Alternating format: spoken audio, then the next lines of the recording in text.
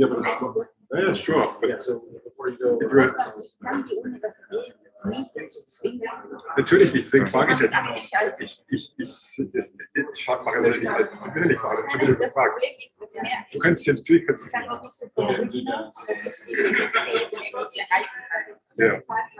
Ich kann auch zur Folge gehen. Was hättest du denn gesagt? Deswegen mit der Lüftung und mit dem Wasser arbeiten wir. Und das höchstwahrscheinlich, dass im Rahmen der Stromsparmaßnahmen passiert ist. Höchstwahrscheinlich. Die Klimaanlage wird zentral gesteuert. Ja? Und jemand hat wahrscheinlich angeordnet, dass sie mit der Den will ich reden, weil das ja auch nicht vielleicht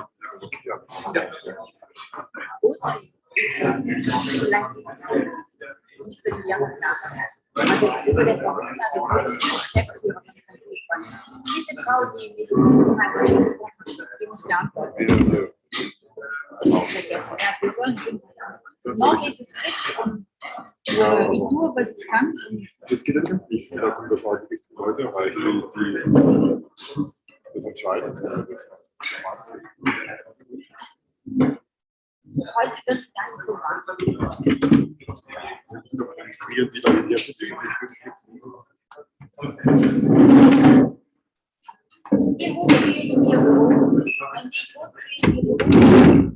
Kannst du auch sagen, dass ihr das auch nicht keine Druck machen wird.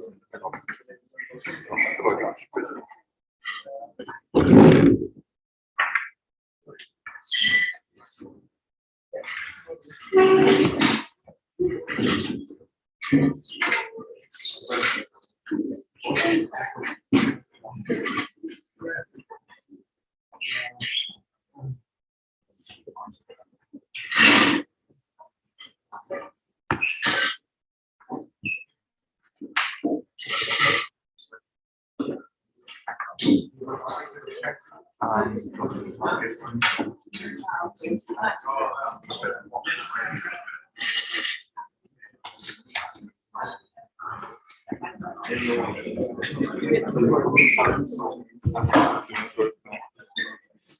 Okay, good morning and welcome to the just before we start just a couple of announcements before I forget. If you're leaving today, please leave your badge. If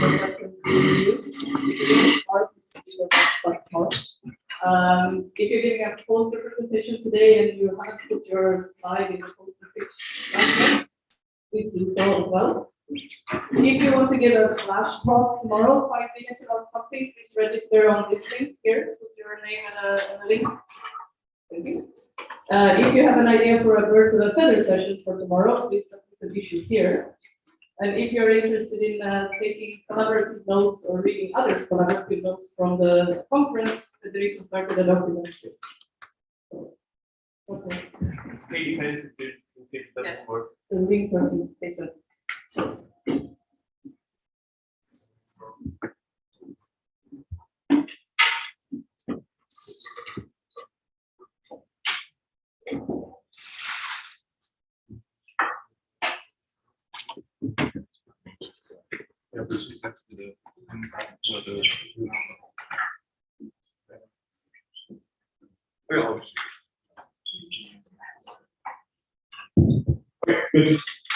Good morning, everybody else from my side. Next, we have our next keynote speaker. So it's my pleasure to introduce Judith Zaugg. So Judith did her undergrad at Zurich, PhD at EDI in Cambridge, postdoc at Stanford, and she started her group here in Heidelberg in 2014. She was recently awarded the USC Consolidator Grant. Congratulations to Judith for that. And on our website, she is involved in applying development tools for creating large-scale data sets in the context of personalized genomics and other contexts. And so I'll pass it over to you, Judith. She's going to talk about systems epigenetics. Yeah, thanks a lot. Is this on? No, it's not.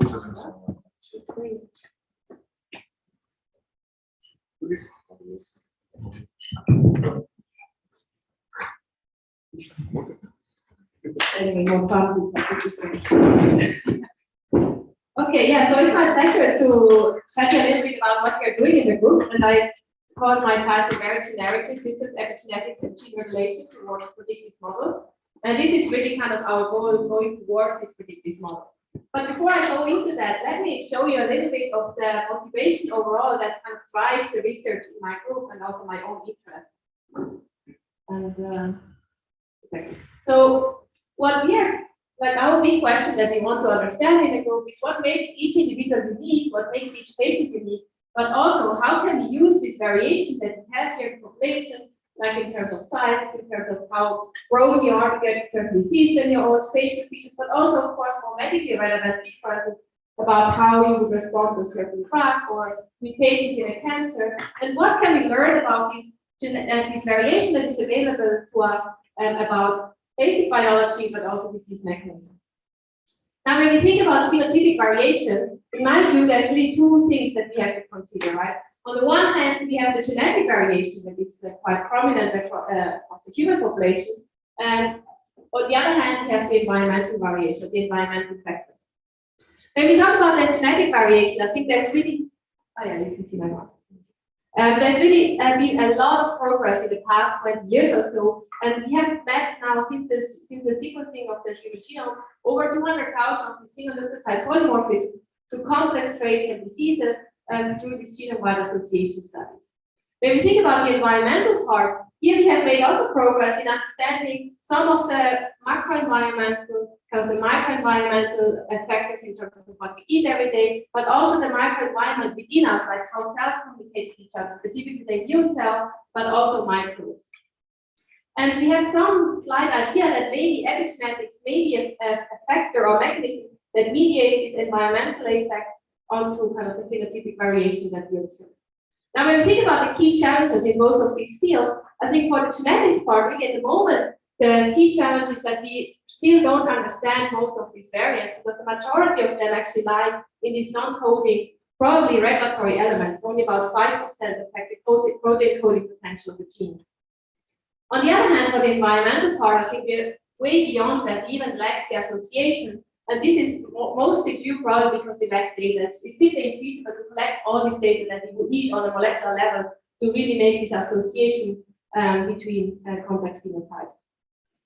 So why does this matter? And I'm going to kind of motivate this in the context of a precision medicine approach, because in a precision medicine, in an ideal world, precision medicine would look like that. If somebody falls ill, what you would do is you would take a genetics profile of that person, quantify lifetime risk of getting a certain condition, then take the environmental exposure, look at their epigenetic cumulative risks, and precisely understand the current molecular state and propose the treatment to reverse this molecular state.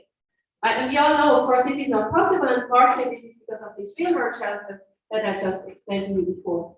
So what we end up doing, essentially in precision medicine, is that we take biomarkers to inform current risks and treatment. And of course, it's way better to use biomarkers than not to use biomarkers, no doubt about that. But what I want to pitch here is that with an approach, or with a systems epigenetics approach, that we're trying to actually understand these biomarkers either through quantitative trait loci or through kind of modeling of signaling pathways, gene regulation, or chromatin regulation, we can go beyond just informing risk and treatment and potentially actually understand the potential cause and potentially propose new treatment.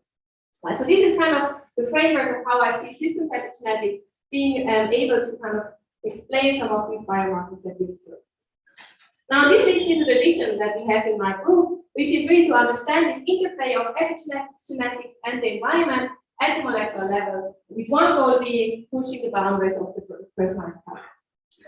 Now, the way we are approaching this is that we collecting a lot of molecular profiling across individuals typically, and we then build this disease and cell type specific regulatory network models. Where on the one hand, we have the signaling parts, which can integrate, or which we hopefully can integrate the environmental kind of factors, the signaling part, the cell extrinsic part, and we also have the gene regulation, where mostly through the regulatory elements we can hopefully integrate the genetics part of the phenotypic variation.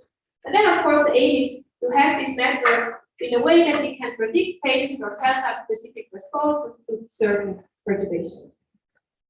Now, I'm going to spend a big part of the talk talking about these gene regulatory network models, because this has been a big part in the past of our group. And in the final part, I will also tell you a little bit of how we can use them now to actually get a bit more predictive.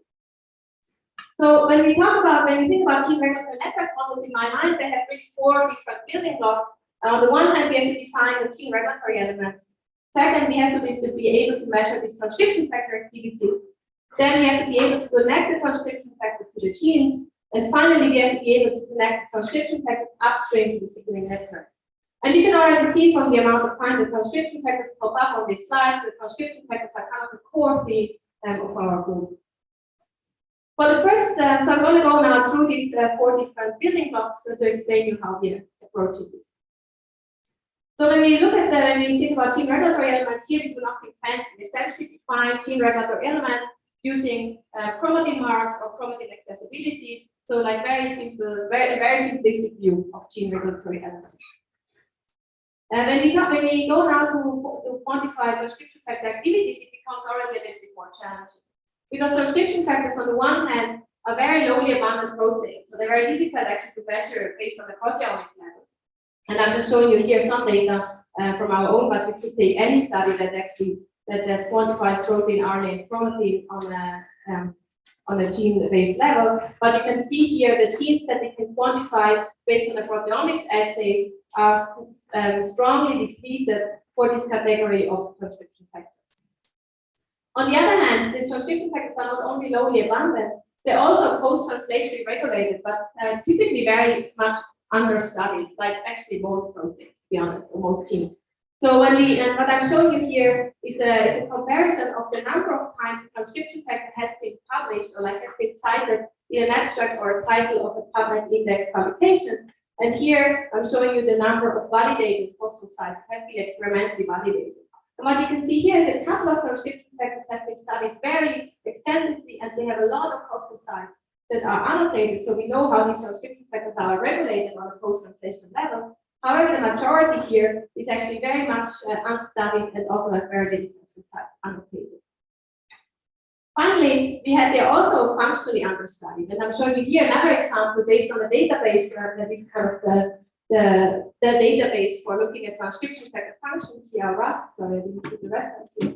And here what they have done is they have classified transcription factors as transcription activators and repressors. And if we just kind of correlate the number of times a transcription factor has been classified as activator or repressor, we find pretty much a straight correlation, indicating that for most transcription factors, either they can act as activator or repressor, or the literature has a strong bias. There's only very few transcription factors actually that have been only classified as activator or only as repressor. So this indicates that there is really a strong need for looking at this functional, globally unbiased way of transcription factor function. So now I've shown you all the challenges about studying transcription factors.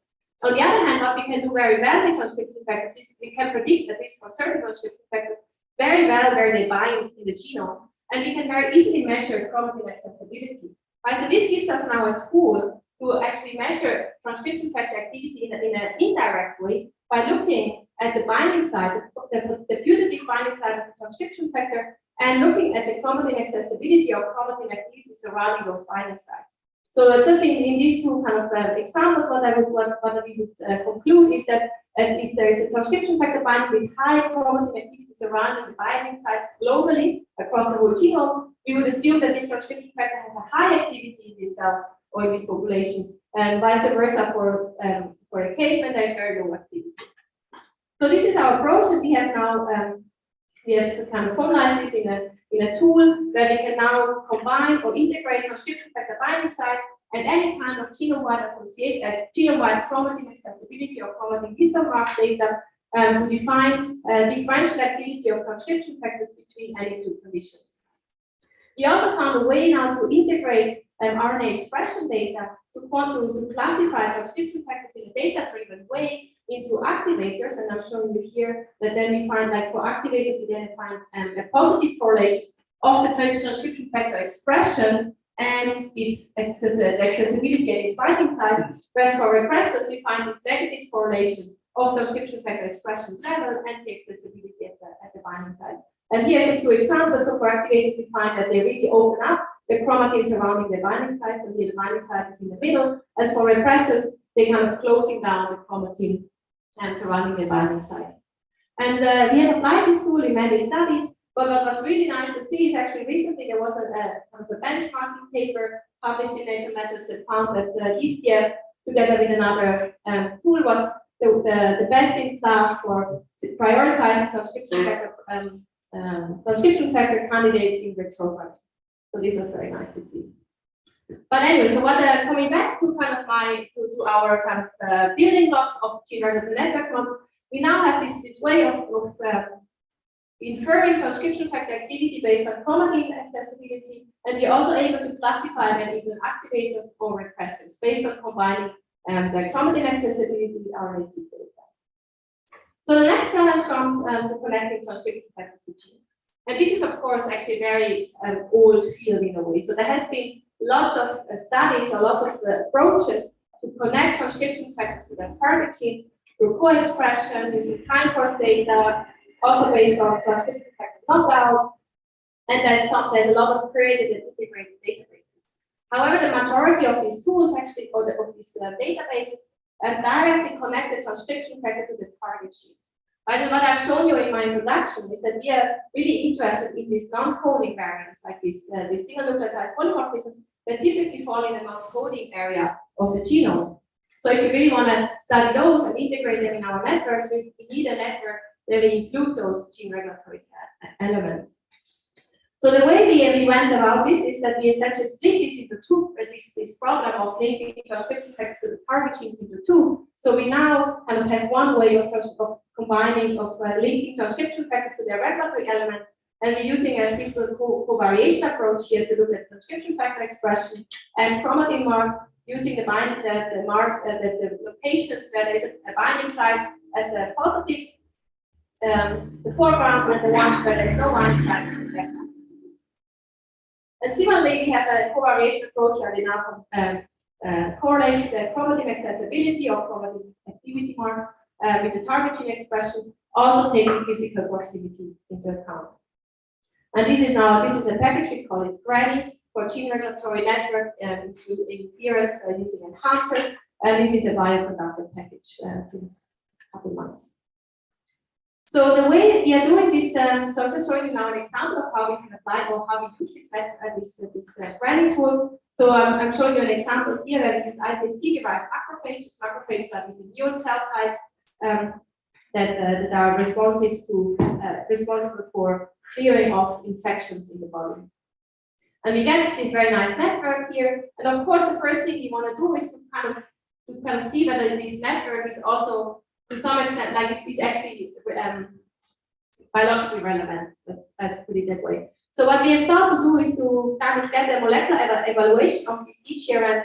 And on the one hand, we want to evaluate first the links of transcription factors to the regulatory elements. And I'm showing you here a plot where we, at different FDRs, look at the enrichment of ChIP-seq recovered peaks. So essentially, we find that these peaks that we find that we connected transcription factor are also bound by ChIP-seq of a specific transcription factor. And we find that an FDR of 0.2, we get a pretty good recovery and pretty good enrichment. And similarly, we do this for using eQTLs, linking enhancers to the genes, again showing that an FDR of 0.1 or 0.05, we get really good enrichment for eQTLs. So this kind of shows that even the amount of molecular evaluation that is available, and I will come back to this later, we get really good networks here. And what was very nice actually to see when we look at just at the geo enrichment of some of these so we essentially we generally kind of use a clustering algorithm to obtain these different modules of the network. And what we found is that one of the modules specifically reflected one of these this pro-inflammatory phenotype of the macrophages, and these macrophages also can obtain another, like an anti-inflammatory phenotype, and we found another module that is essentially reflecting this anti-inflammatory phenotype. And what I found quite interesting is actually that these modules are typically driven by one or a few transcription factors, right? So we can really kind of now look at the function of the transcription factor based on their target genes in a cell type specific manner. Another interesting observation was that when we did the same approach but using this time macrophages that have been infected with salmonella, we could essentially recover in the different modules the 3 different types of biological functions that the macrophage has to do upon infection. On one hand, inflammation, so they start an inflammatory process, phagocytosis, because they start, of course, eating up the bacteria, and then also chemotaxis, because they have to go towards the bacteria. And again, each of these modules, each of these functional modules is essentially driven by one or two transcription factors. We can then, of course, also start looking at the enhancers, and one of the cooler observations that is actually quite consistent when we apply this to different data sets is that only about 70% of the enhancers link to their only about 30% of the enhancers link to their closest gene, and 70% don't link to their closest gene, but they actually skip one gene. So again, kind of indicating the importance of taking such a kind of a correlative approach and not just taking the closest gene to the enhancer. We can then, of course, look for all kinds of enrichments, looking at the genome-wide association studies, and we find that our different networks are enriched in some of the expected disease entities. And we can then go even one step further, right, and look at the specific SNPs that have been fine-mapped, link them to the target genes and to the transcription factors upstream, but also to the target genes downstream. And I'm just showing you here one example of a SNP of this systemic lupus erythematosus, which is a disease that is very much associated with macrophages. It has a SNP in the intron here, and then it links actually to a gene that is downstream and one that is actually also very much upstream. And these genes have also they're functionally associated. They could functionally, you could kind of think that they might be involved in disease, but of course this would be now follow-up studies that we haven't done. But so they can generate, these networks can now generate a lot of hypotheses about finite GWAS things, about genes that may be involved in specific mechanisms. Another thing that I find that was like a very intriguing observation actually with these networks was when we now compare networks for different cell types. We have now done them for macrophages, but also for a disease that is called acute myeloid leukemia, which is a similar cell type, but it's kind of a more malignant cell type, let's put it that way. And what we find here in both of these cell types is transcription factor IRF8 has a very strong regulon, so it's a lot of genes, like the macrophage is about 700, and in the AML about 400. But only 22 of these genes are actually overlapping between the two cell types, indicating that this transcription factor really has a very cell type specific role, and it's very important to kind of capture this. And we have validated this by looking at the transcription factor knockout and looking at the genes that are differentially expressed upon knocking out IRF8, which should be IRF, sorry, in AML. What we found is that only the AML network is actually able to generate a significant enrichment among the target genes that are downregulated upon the knockdown. And none of the macrophage networks and also none of the T cell networks was able to do that. Again, indicating that if you actually want to understand the function of the transcription factor, you should be very cell type specific. Yeah, so this is the conclusion. All right, so I have now done a big excursion about gene regulatory networks, about linking transcription factors to genes, and giving you an example of how we apply this to macrophages. The final part, and this is very much a work in progress, is how we now want to connect transcription factor to signaling. And essentially the basis of how we're working here comes from, or kind of can be illustrated in another study that we have done together with DeeDee, that we have stimulated neurons with different growth factors or stimuli like KCL or BDNF. And we have then measured ataxic, RNA-seq, and protein. I'm not going to go into the biology here because the important thing here, I think, is that when we look at the accessibility changes upon 1 hour after stimulation, what we find is that there's a huge kind of remodeling of the chromatin accessibility landscape, and that is very different between the BDNF and the KCL. And when we now went on and tried to see what are the transcription factors that may be driving this, we found a lot of transcription factors that you could then actually also validate on a proteomics level, looking at the overall that there's much more transcription factors being activated or being bound to chromatin. So this is now the chromatin bound fraction of transcription factors, and that was much higher in the BDNF versus the KCL stimulation. And specifically, we identified this transcription factor FOS here that was very much driving this chromatin accessibility landscape.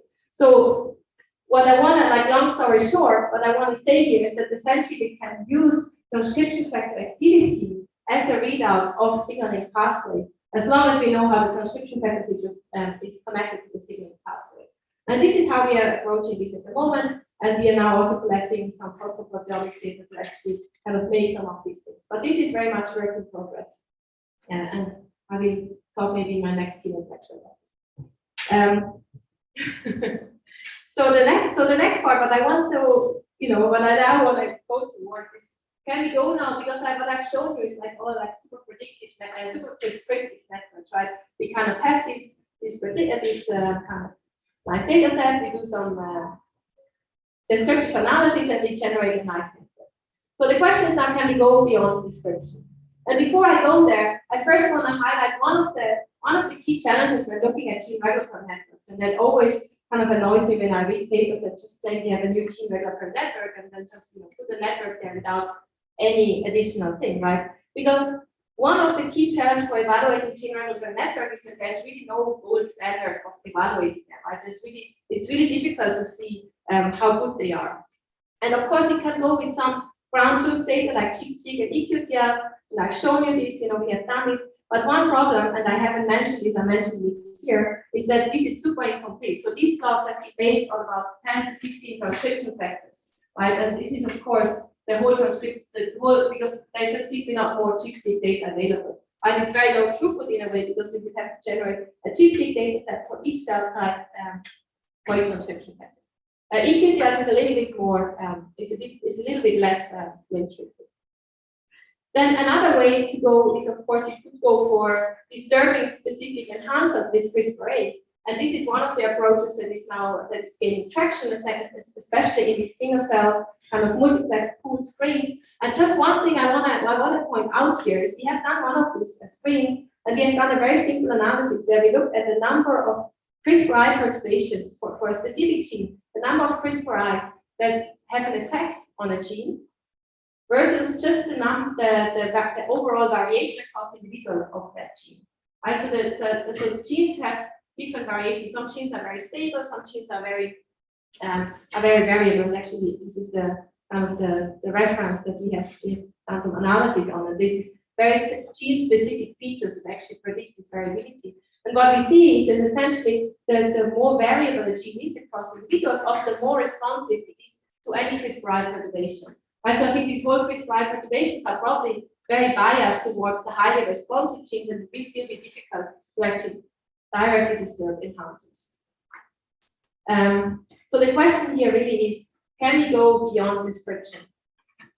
Another, what I've also shown you is the TF knockout data, and of course here the problem is again low throughput, and also it has direct and indirect effects. Synthetic simulated data, there's always a problem to kind of capture exactly the biologic complexity.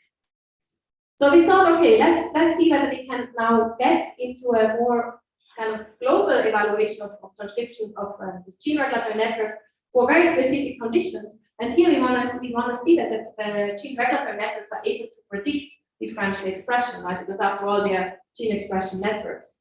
So we saw that a useful gene regulatory network should be able to predict, for example, in the macrophage case, the response of macrophages to Salmonella infection.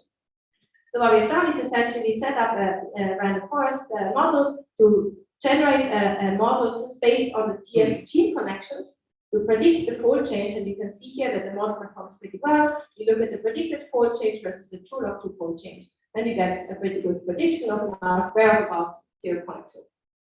Now, of course, this is, we want to make sure that this is something that is specific to our network, and it's not a random thing that you can just take any kind of gene TF network to generate this. And we have then permuted the target genes, tried to do this prediction on a permuted network, and then luckily we got the R-square of 0. So this really shows that our network is better to predict differential expression better than a random network. Right? So this is of course a low bar, but we want to be better than random. I think this is the ground position.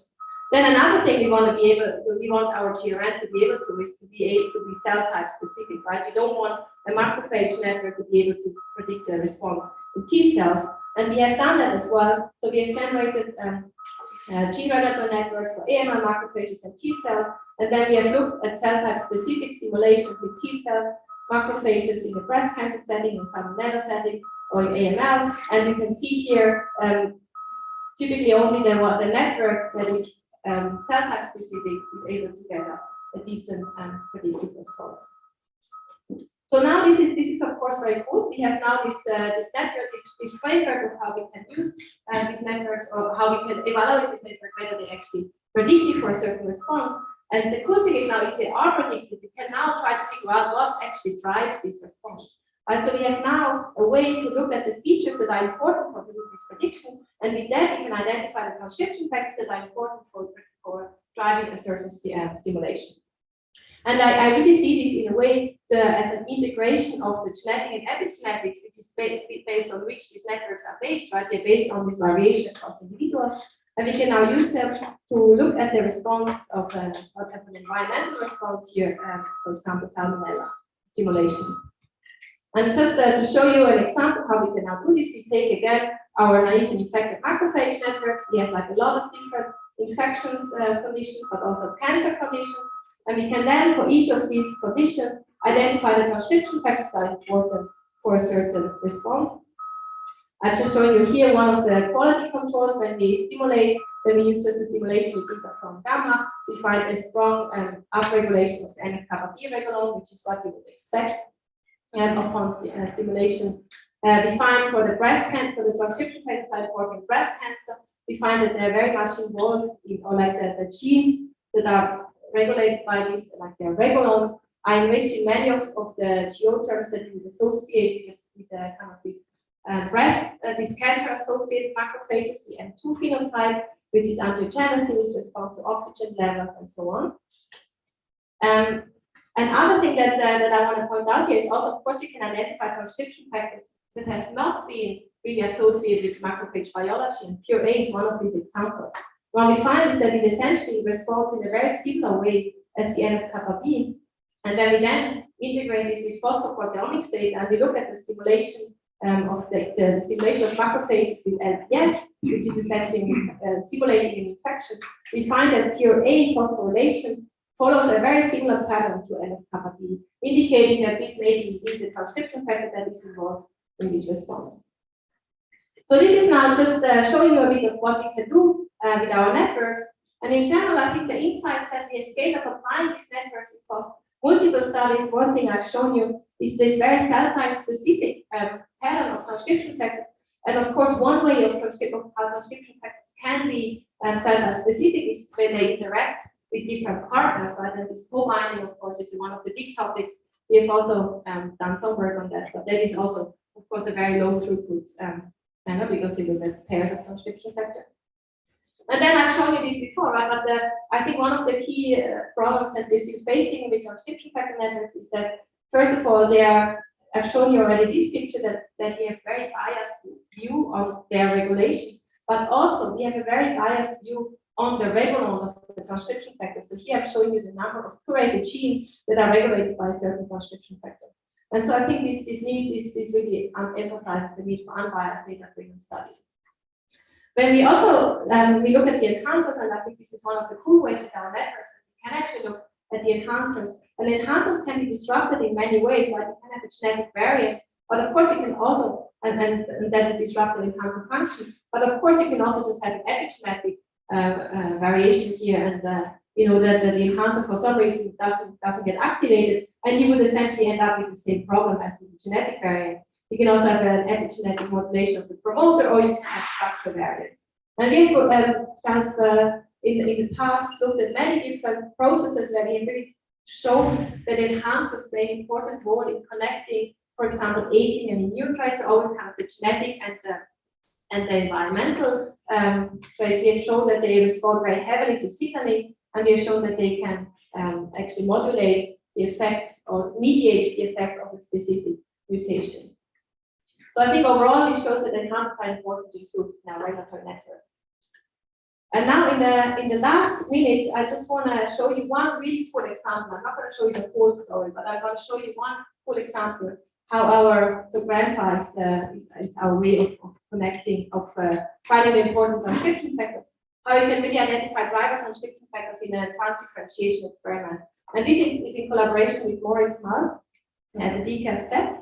And essentially what they have done is they have performed this transdifferentiation of mouse embryonic fibroblasts into hepatocytes and adding a transcription factor called PROX1. And you can see when you add this transcription factor, it really gets much better differentiation than when you just add this normal 4-in-1 cocktail.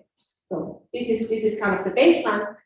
What we have then done is we want to understand how PROX1 is kind of doing this, how it's actually enhancing this differentiation pattern. So we have performed RNA expression at all these different days, day 7, 14, and 27, 28. And we have then asked with grandpa the differential expression of PROX1 plus minus PROX1. We have then asked what are now the transcription factors that are important for driving this difference at this different place. And we find that day 2 is mostly PROX1, and that's expected because that's the only difference that we have in the experiment.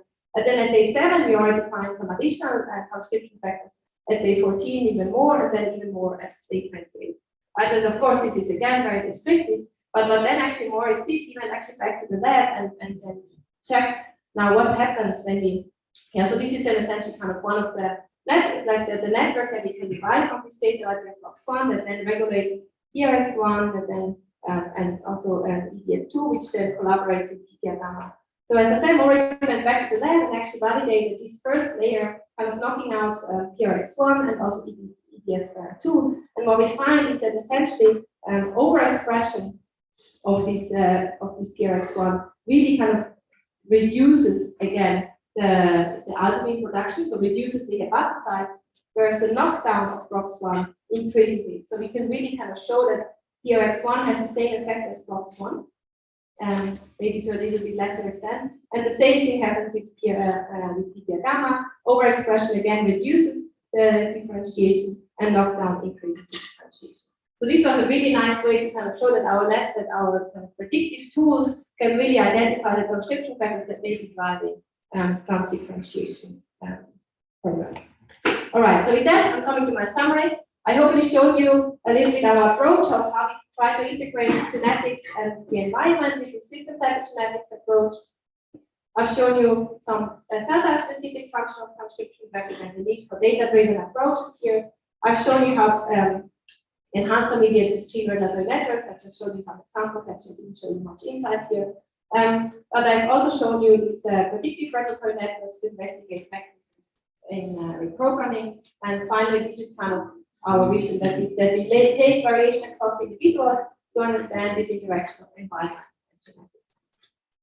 And with that, I would like to thank everyone in the group, and thank you for your time.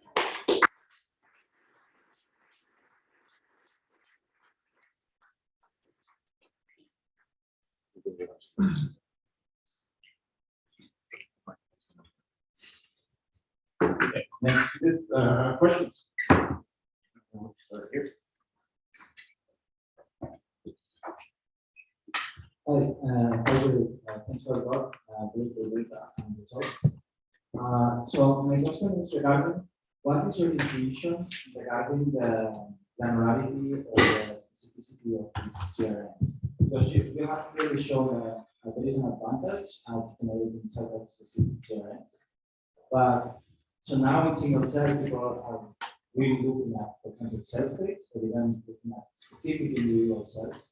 There are even some methods that they do incubation and they try to do GRNs at the single cell level. What do you think? What's that breaking point? Yeah, so I think this is, so philosophically, I think it's very important always to think about GRNs, like to think what are they capturing, like how are you building them? So the way we are building them is variation across individuals, right? So we would not necessarily identify, for example, enhancers that are very stable across individuals. And if you now start making them across cell types, I think what you would then capture is this kind of connections that vary across cell types. Right? I think there's always some kind of, you always have to be aware of what your, I don't think there will be one, of course, like the ground truth is probably there's one gene regulatory network, but I don't think we will be able to exactly capture this. I think what is important is to always take, to not just build a gene regulatory network, but to build it with your mindset of what you want to use it for. Right? And I think there's many different ways of how you can get to it. And what I really appreciate is if you then also do some kind of predictions with it, right? That you can actually like test it here, like is it actually doing any good? So I think it's super easy to just make these errors between genes and transcription factors. Right? I think it's important to be able to kind of test them a little bit whether they're actually doing what you expect. So I think it's a huge field, right? There's like a new GMN every day. That's it. So thank you for your talk. It was really good. I have two questions. The first one is, to which extent do you think that chromatin accessibility reflects chromatin activity? And imagine that you could have on top of the accessibility of the custom marks and call chromatin state. Do you think that what you're predicting as being active would still remain as set? And how could we quantify this? And the second is that if we predict transcription factor activity, as you have shown, there are other mechanisms besides expression, such as phosphorylation, ligand, etc. Do you think that we can capture this footprint of the activity independent of expression? Thank you. Yeah. So your last question, I think so. I think what you find on the chromatin level is probably much closer to what we find on the phosphorylation level than the RNA expression of transcription factors, right? Because often they have to shuttle in between the cytoplasm and the nucleus, and this is dependent on phosphorylation and so on. So I think what we see on the chromatin is probably much closer on the phosphorregulation and transcription factor than just looking at the RNA level. And what else can you remind me of this point? Chromatin accessibility. Yeah, the chromatin accessibility. Of course, this is. I mean, there's always like globally there's a strong correlation of chromatin accessibility and let's say K27 acylation. Like if you look at individual examples, of course there is not. What we have found is that when for example for recovering EQTLs, it is usually you get better results typically when you take H3K27 acylation instead of accessibility, because I guess accessibility doesn't necessarily mean the enhancer is active. Also, I think accessibility is really bad at promoters, because promoters tend to be accessible regardless of whether they're active or not. So I think for promoters, accessibility is really not a good measure. I think for capturing ChIP-seq data, for us at least, ATAC-seq and acylation marks were equally good. So I think kind of reflecting the transcription factor based on these 15 ChIP-seq data sets that we've looked at, like always keeping that in mind, and that was roughly equal.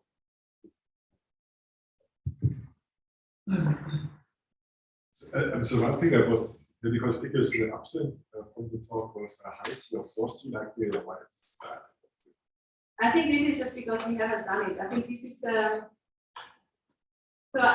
we have just some very cool data now. I think high C is too big. High C doesn't perform better than distance. But I think what would be really cool is this capture C, right? Where you capture the promoters. And we have some very interesting observations that there could be actually some kind of regressive networks, that you wouldn't maybe find in by chromatin accessibility or by whatever other measures, but they are of course there, and this is indeed missing, mostly because the data was Okay. Further question.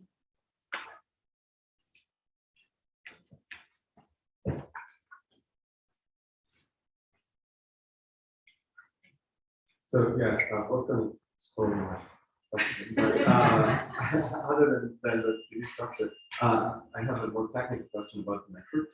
So if I understand correctly, your approach, you're essentially inferring an undirected network, right? You don't have directions in the edges.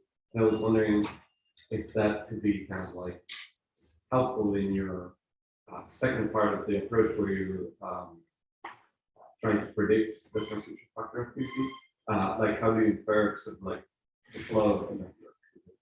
Yeah, I mean, we don't have we don't have directed edges per se, but like in practice, I think they're pretty much directed, right? Because you have one transcription factor correlating with many accessibility sites. So I don't think it's very likely that these accessibility sites will have an impact on the transcription factor. Even of course, I mean, one thing we observe if you for example do this across conditions, right? And then you get this kind of bimodal distribution of on-off. Then of course you get a lot of these indirect connections.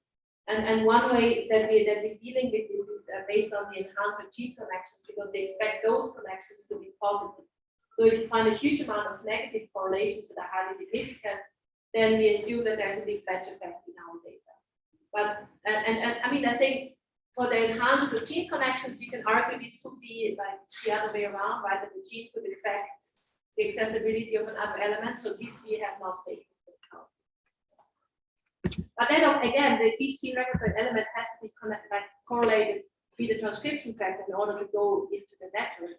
So again, and I think it's kind of unlikely biologically that there would be the gene affecting an accessibility and that accessibility affecting transcription factor. I guess it could be in trouble if your transcription factor is very lowly expressed and cannot detect it. Then you could have some spurious. Yes. Okay, one last question. I was wondering about genes that do not change, which I think are excluded from your prediction. Is it much harder to predict that a gene does not change?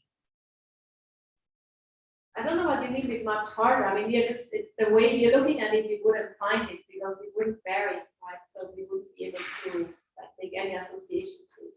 And we know that this is a problem, right? Because when we look, for example, at the macrophage data in naive cells, that is maybe less variation, we find to some extent different transcription factors important than when we look at the macrophage network that is based on infected cells. But then we have like probably more variation in some of these genes start responding. So I don't know what you mean with more challenging, but we just don't find them because they don't vary. Yeah, more challenging. Okay, great. Thank you very much. We're quickly on time. Let's thank you again.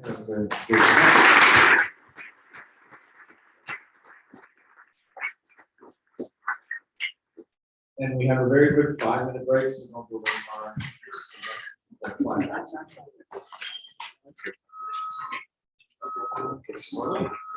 Don't drink all the coffee.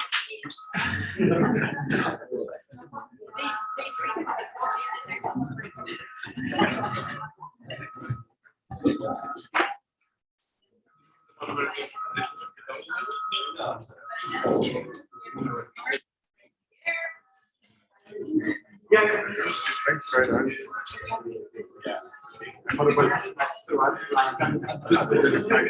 Let's get to the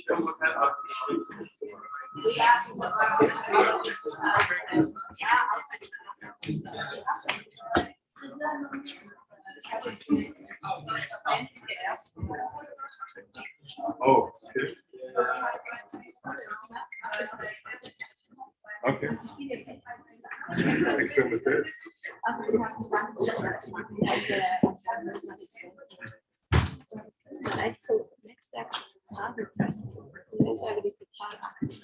Okay.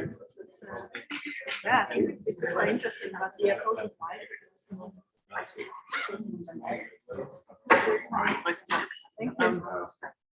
encode and things like that. Do you use them, or are they just not useful in this ability to sort of do individual cell?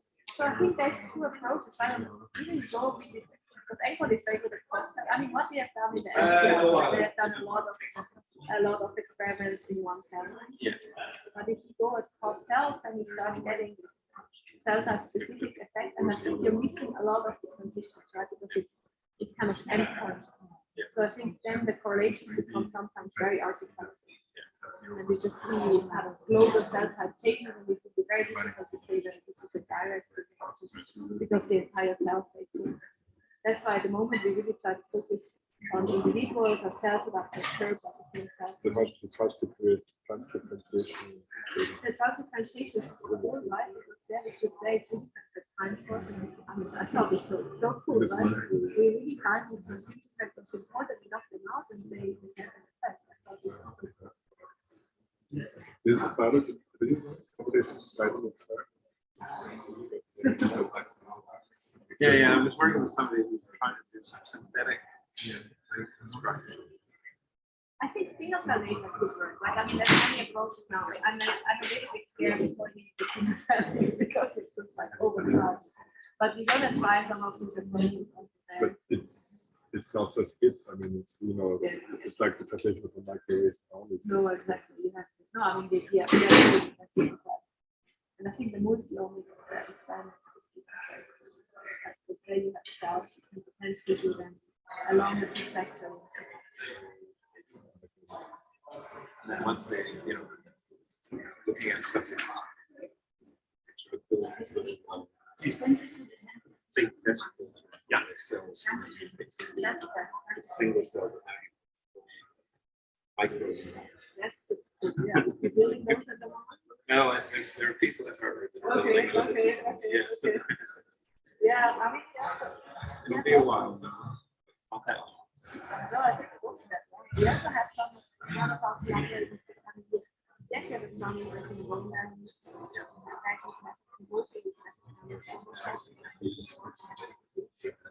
we find some interesting things genetically like that.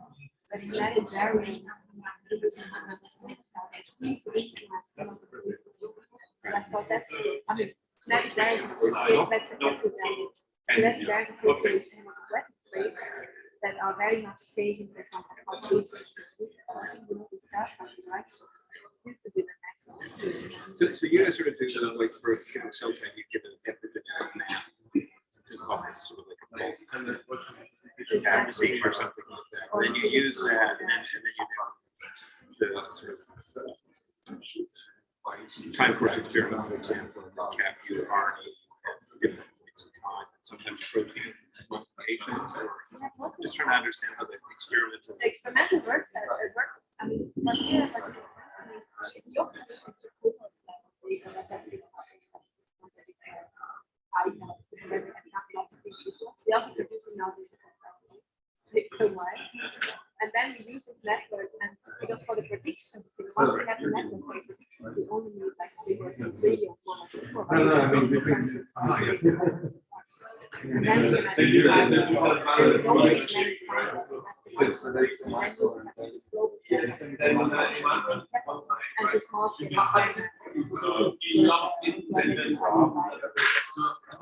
Yeah, I mean, the other thing I'm sure you're aware of, your genetic data is remarkable.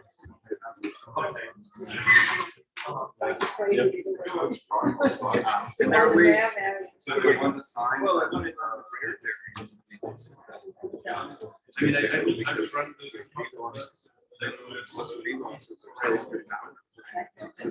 So there are some.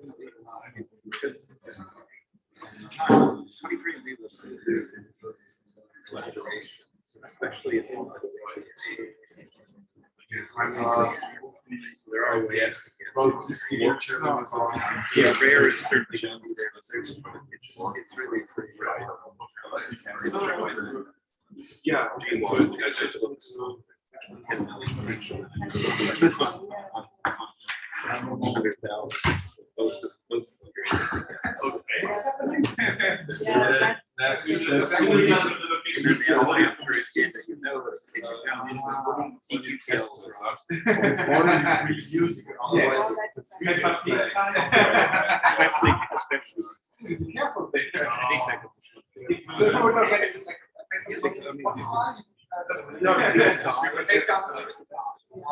They harvest stuff and sequences.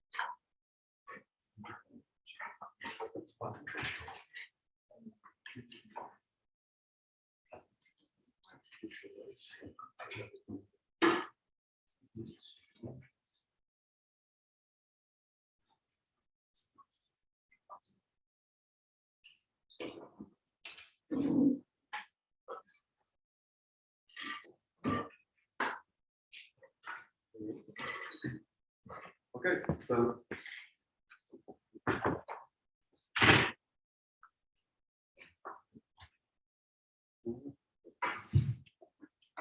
welcome to the first short talk session of today. The first speaker is Federico Marini from University Medical Center Mainz, and he's going to talk about his newest work, DeeDee. Okay. Good morning, everyone. Okay. I'm going to present the bachelor work of students in my group, which is about DeeDee, which is a software for evaluating, visualizing, and integrating results from differential expression analysis workflows.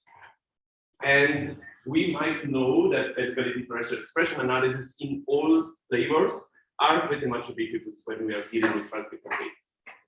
It's actually for simple contrasts, we have very established workflows that are able also to handle more complex experimental design. Okay. And of course, with the wider adoption of more complex experimental designs, we want to be able to also include a larger amount of conditions in it. The tempting thing is that when we have access to such a large amount of data set, then we want to perform all of this nice integrative analysis. And I've seen very nice examples until now. The problem is that it's not so easy to efficiently combine information from these multiple DeeDee results in a very much streamlined manner. As I said, this work was done by Leah Horton, which was a bachelor student in bioinformatics.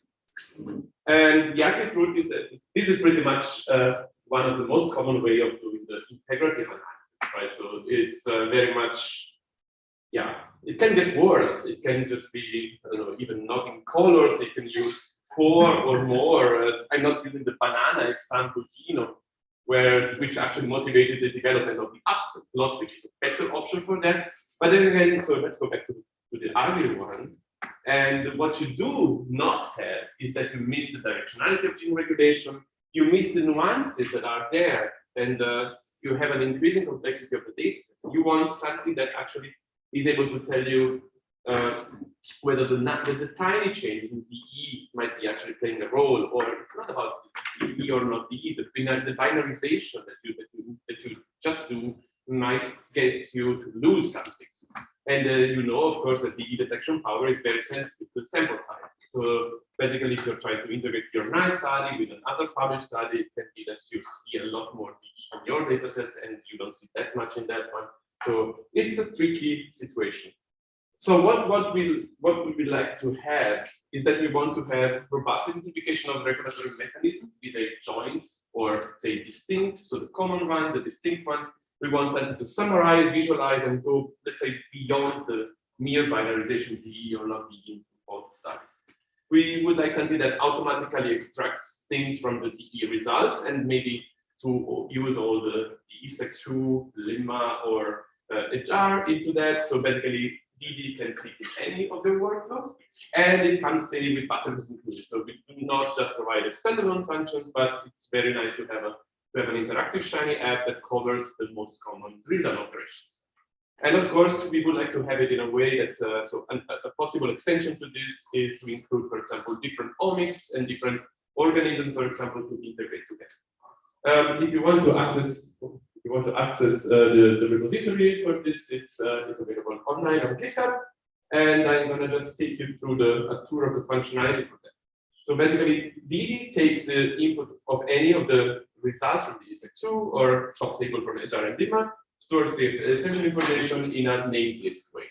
It's actually cool, so there is work going on to formalize it into a class, and I'm very much open to suggestions. So S4, and then there is the newest R7. I don't know if I should venture into that, but it could be a nice compelling way to actually make it a formal definition of a class for such a case. And something better than probably the mere DE overlap with Venn diagrams could be, for example, that you do a scatter plot of the local changes of two different contrasts, and so that you can appreciate, for example, what goes on at the, say, the concordant or the discordant level. I've seen it in Judith's talk, so I'm glad that these things actually been a little more appreciated than just a mere binarization. And when you have many contrasts for that, you can have in one command simply an overview of the top differential expressed genes or the top regulated ones. And since we are using complex heat map, shout out to Zaugg and the beautiful work for making it interactive one click away and say drill into that a little more and help people getting empowered with their results. Of course, we cannot escape the pen implementation for that, so sorry about that. But at least we can have some kind of switches including both, so the genes regulated in both directions, the one that are up-regulated, the one that are down-regulated, and so on. And the upset plot where we can split the contribution from the up and down regulated genes. We can also do something more on the rankings that we have. For example, we can have a QQ plot that can basically try to match how good these two ranks of the two data sets and the pointers that we are comparing. And this can extend to a multi-QQ plot where we have one reference that we compare. We have on the same plot the same QQ plots. We can also revamp the very good cut plots, the concordance and the top plots, so that we can see a little more how well, let's say, the overall orderings of the results. It's not just about only because it's not showing at the top 10 candidates, it doesn't mean that it's just not there. What's also interesting, what we want to do is that, for example, differential enrichment somehow, so that we can see whether the two sets of genes might be probably just differing in the order, but they might be talking about the same biological techniques. One comment, one report. I don't know why this is now showing. Okay, so that's basically the report does the main operations that we just showed in a clean way, and you get an HTML file for that. So it's goes pretty much in an automatic manner. And if you want, you can also go fully interactive with the DeeDee app, where you can either pass the list of contrasts like this, or you can just build it up as you go, right? So you can build the object at random. And you can also do a little more things in there. So, for example, on the 4 quadrants of the scatter plot, you can start just drawing your squares and having functional arrangement analysis on the specific sides. So, coming to my point, perfect, okay. DeeDee has the number of standalone functions, and we want to have a little more, to have a comprehensive and a quantitative overview on a number of purposes for differential and question analysis. We want to devise a class that can handle this in a more standardized manner. We have the app that does this. We would like to actually make, I don't know, to go along with the fact that there's a lot of more data sets, and it becomes not just tempting, but it becomes a lot, so it becomes time consuming to do these things pretty much in a by hand manner. So again, this is really accessible on GitHub, and if you want, you can submit to Bioconductor. So with this, I would like to thank, of course, you for your attention. All the person that somehow gave input, so Charlotte, Mike, in just throwing in some ideas on and shaping this project from the very beginning. And if you want, my junior group in bioinformatics is hiring, so if you're looking for a position or know someone that does, feel free to scan this QR code, and I'm happy to take any questions.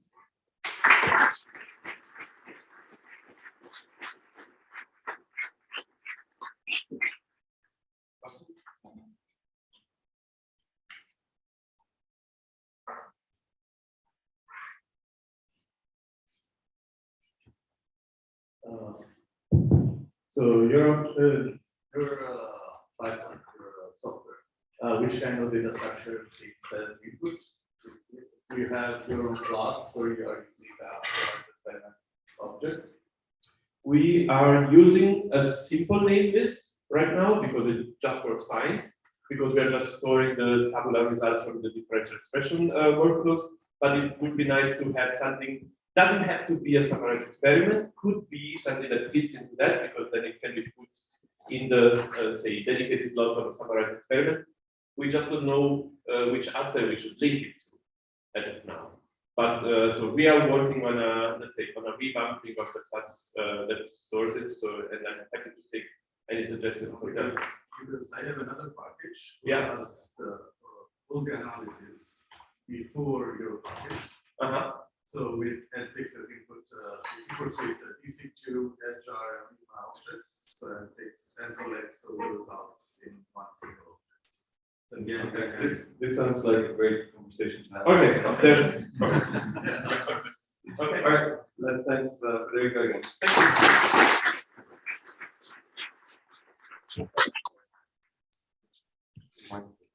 So our next speaker is the very first online talk of this conference, and yeah, so Emanuel Sonder is online, and he will speak to us from ETH series about MethQuant. Yeah, I hope you can hear me and see my slides. I hope it looks all fine. 1 second. 1 second. Sure.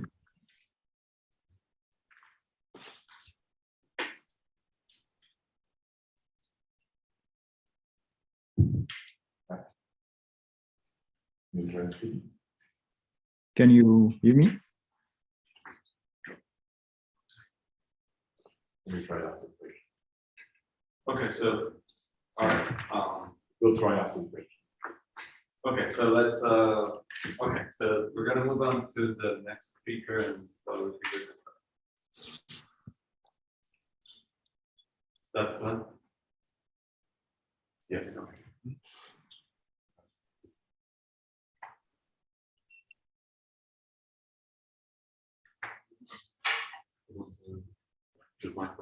Yeah, because. Okay, okay, that's fine. So our next speaker is Michael Stadler from FMI Basel, and he's going to talk about mutscan.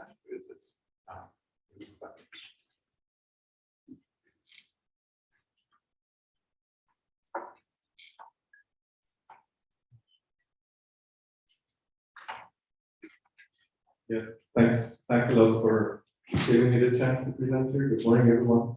I would like to tell you a bit about the package we're working on to analyze so-called wave data,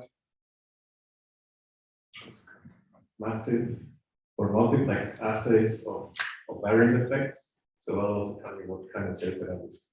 This is work that I'm doing together with Charlotte, and it's also in collaboration with an experimental group at our institute, this and his student Alex, who generate the data that we will be analyzing. Yeah, doesn't like to do it. Apologies. So maybe I slowly start telling you about wave assays. So what we're really interested in is linking genotype and phenotype. We've already heard other approaches today doing that. And And MAVE is kind of a high throughput assay where you're studying tons of genetic variants and you try to measure what impact it has on the phenotype. Thank you very much. So that's what we're interested in, making genotype or phenotype. In our example, actually, the example data set I will be showing, it's about protein-protein interactions. So we want to understand how does a mutation affect the interaction between proteins. And it's really made this the idea that you do have high throughput. So you look at a large number of randomly generated variants, and you look at their frequency in the initial pool that you generate, and after some selective assay. So it's a comparison of input and output frequencies of these variants.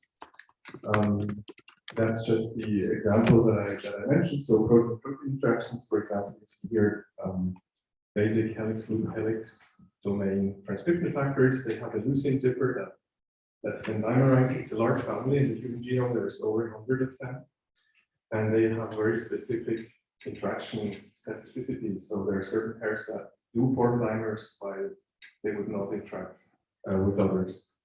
So what we want to do is basically look at this leucine zipper domain, produce all possible single amino acid substitutions at every position in that leucine zipper, and kind of measure the impact that would have on their capability of forming these dimers. And this is kind of the most important slide of the talk. So that's the overview of the package and the steps that it implements. So the readout, so the data from these assays is typically sequencing. The reads can, depending on the design of the experiment, consist of different segments like a UMI or the variable regions, here encoding the leucine zipper, for example. We need to extract these parts, we want to filter them, and maybe also compare them to the wild type protein to figure out where the mutations are. We then fill that into summarized experiment container, and then do some downstream visualizations, quality control, and statistical analysis. So these are the main steps, and let me give you a few more details. So here, for example, that's the interface we chose to specify kind of the read composition. We use letters to indicate the type of the segment. So S for skipped, U for UMI, C for constant, and V for variable. And we give a vector with the lengths. And then the read will be digested accordingly.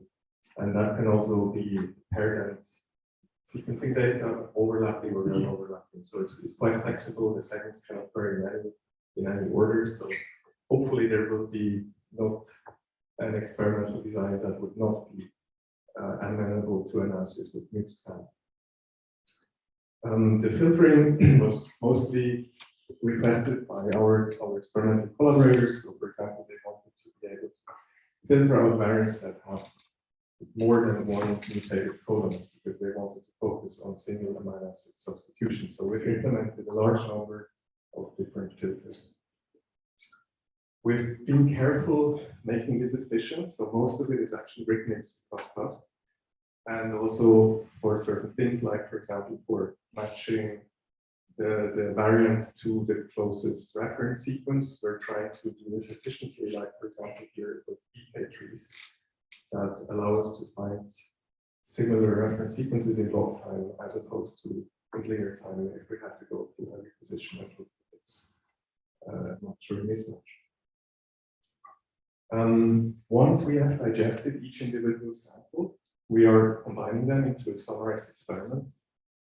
And this is really a great data container for this kind of data, where we have the different variants in the rows and the samples in the columns. And we can also put in all the parameters that were used to get those counts. And it also makes it possible to use all the battery of nice tools already there in the Bioconductor world to analyze or visualize these containers. We've added a few quality control functions on top of that. Here, for example, you see a pairwise scatter plot and correlations that, for example, here showing you nicely the high correlation between the input and the output replicates and the lower correlation across these conditions. And finally, the typical question would be, which are the variants that change in abundance between the input and the output? That would be the ones that where the mutation confers selective advantage or disadvantage in the selection assay. And also there, we didn't reinvent the wheel. We were wrapping either the HR quasi-likelihood framework or Emanuel to do these statistical tests. And using data sets where we had many replicates, we were kind of testing the null hypothesis. We were splitting these replicates of a single condition into two arbitrary groups and then testing for significant differences between them. And here you see the p-value distributions for 4 different such data sets in the columns. We were using HR or lemma-whom, and you see that overall you get relative uniform p-value distributions that you would expect under the null hypothesis. So we think the statistic is doing what it should. If we are comparing to tools that are already out there, the log-fold changes, input versus output, they're actually very consistent. Except if you see small variation, if you go to variants that have more than one mutated base. I think this is due to several reasons. One of them being that these multi-mutant variants are typically found at much lower counts. The other reason probably being that the filtering criteria are not 100% identical across the tools. But there is a difference between mutscan and the tools out there. It's mainly the computational efficiency. So here you see again the tools run on different data sets. Total execution time of enrich2, for example, is really high, which is also the reason why they only ran it on the first data set. But mutscan is also faster than DIMSum, which is also another widely used tool for this kind of data sets. And also, it's going through the data just a single time, while DIMSum, for example, reads the file multiple times, so it produces much more input output. So with that, I'm at the end. I hope that if you ever stumble across metadata, you remember there's a Bioconductor package that allows you to analyze that. It's currently available on GitHub only, but likely it's going to be submitted to Bioconductor in the near future. Thank you very much.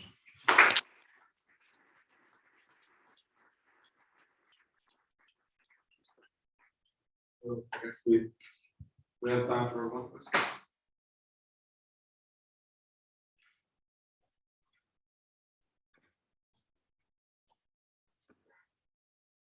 Have you compared mutscans to dedicated slip corners like they or other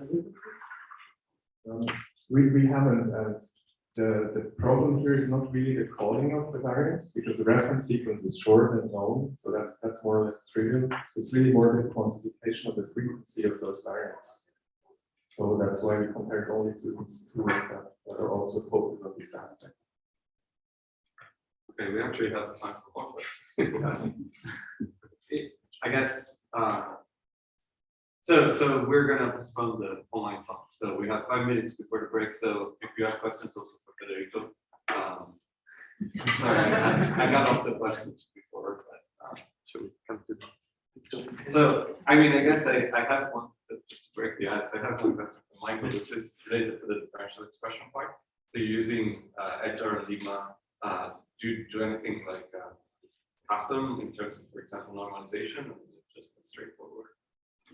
So I think one thing maybe to mention is that we use the reference sequence that is provided by the user as kind of the thing we use as our baseline, and everything else is expressed relative to the reference. So we use it actually as the offset term to normalize the local changes. So that's the.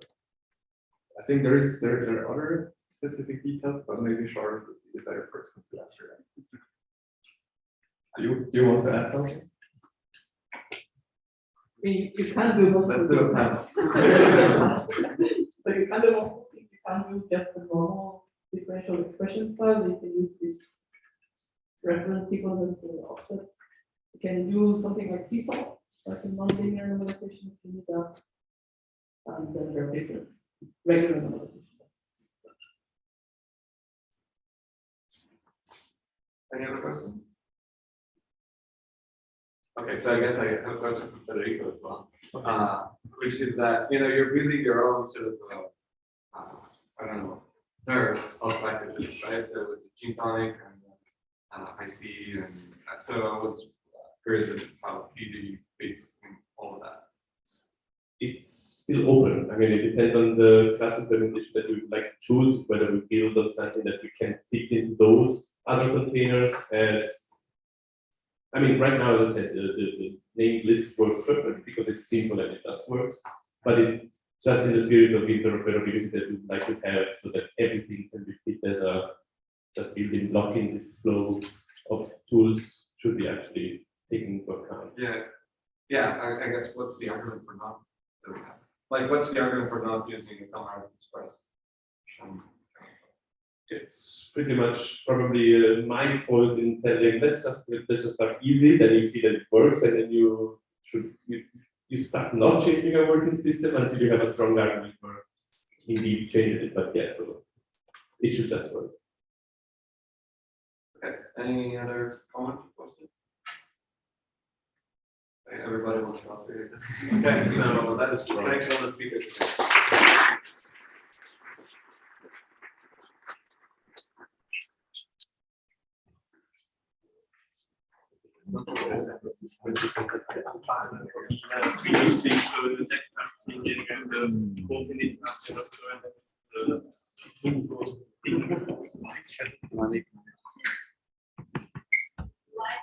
Thomas, I have Emanuel on Slack, if that helps for the testing. Emanuel, the guy who's online. Oh yeah, thank you. Oh, great, good. In case it helps. Yeah. So this should be actually why super. I'm not sure why I decided. Oh, maybe there's other audio settings. We'll check that. It's good old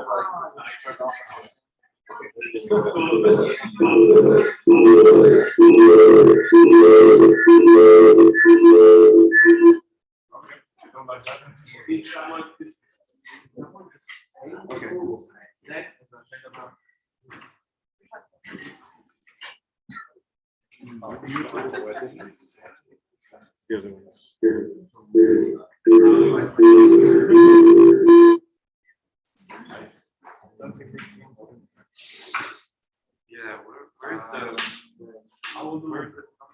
Okay.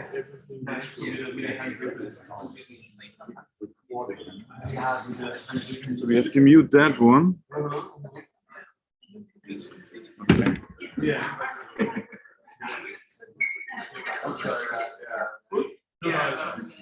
Oh.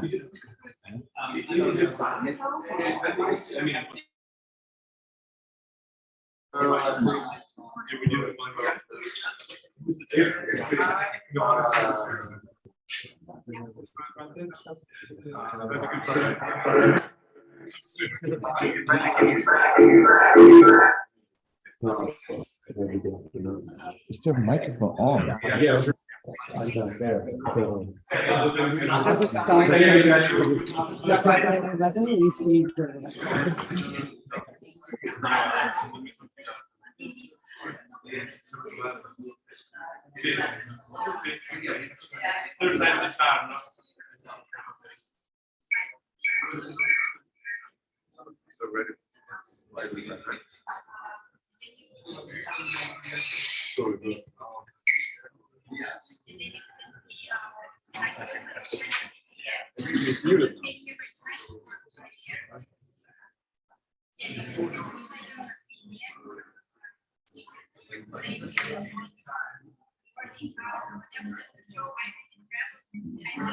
So, can you hear me now as a short test?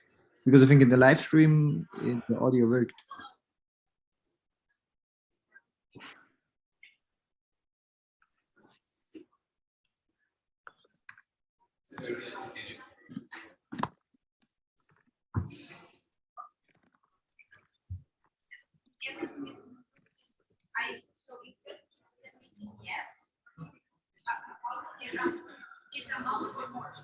So, yes, I'm trying the mic right now. I'm not sure if you can.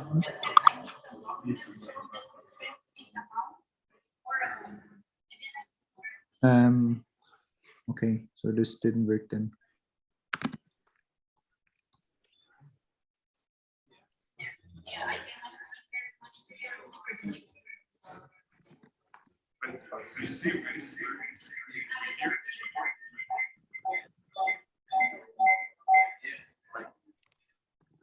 How can we hear us?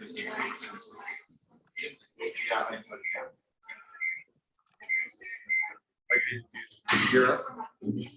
Oh, is it, it's like, it's feedback. Yeah. Oh, yeah. But everything is. But is there something? Oh. Your Mac, maybe? It's so it is muted. It's hardware muted here. It's hardware muted. Let's try. Unless It's the stream. building.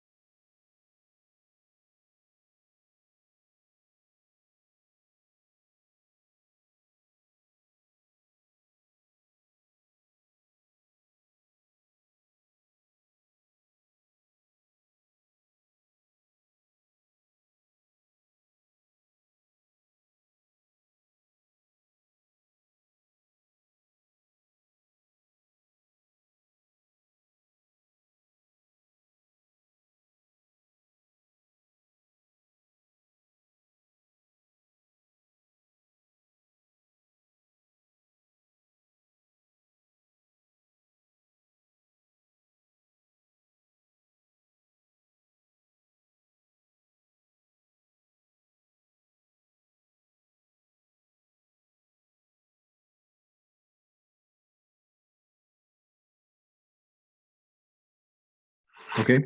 Now I'm trying it again. The sound. Okay. So I hear now I hear you now on the MacBook. Just if you would be so nice and just keep talking something so I can check if the computer system. That would be very nice. Thank you. And sorry for the inconvenience. Hey, well, sorry for the circumstances and thanks a lot for fixing this. But yeah, then I will just keep talking a bit so that you have a check. You can read the daily newspaper.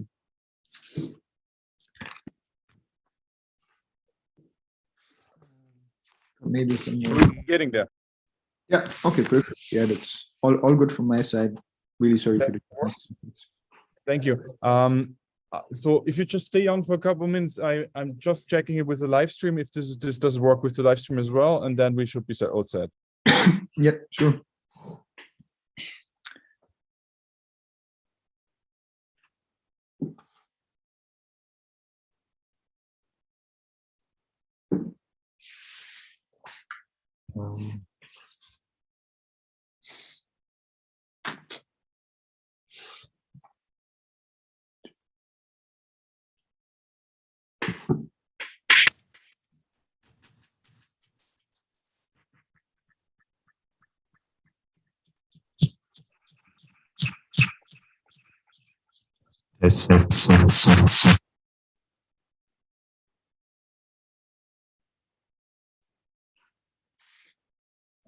Test.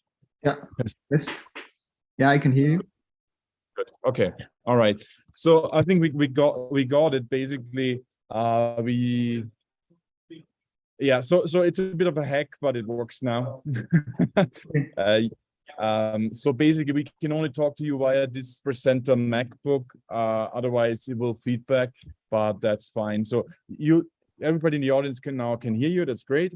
Yeah. And we will have to talk after the break.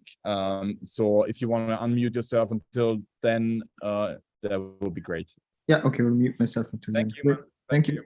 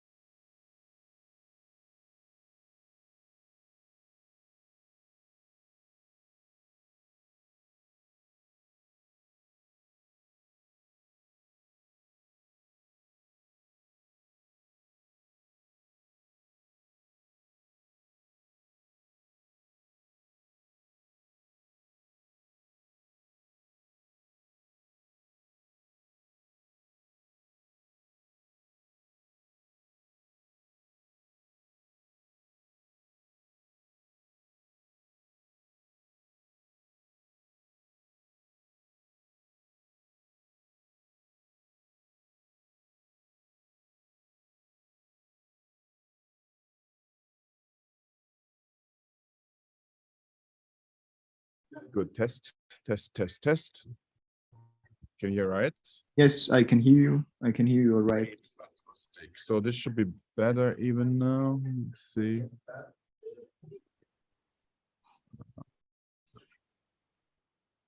Okay. All righty.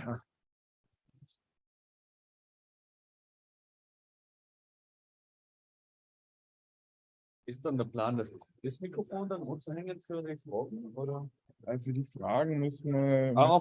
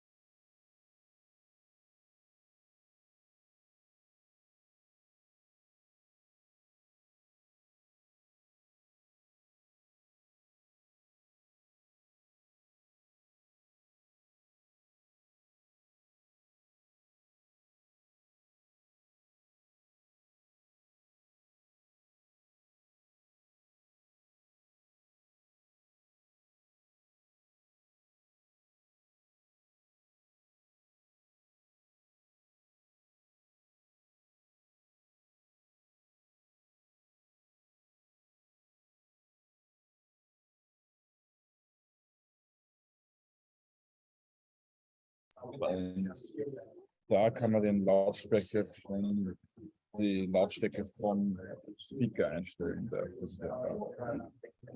So, we're gonna Am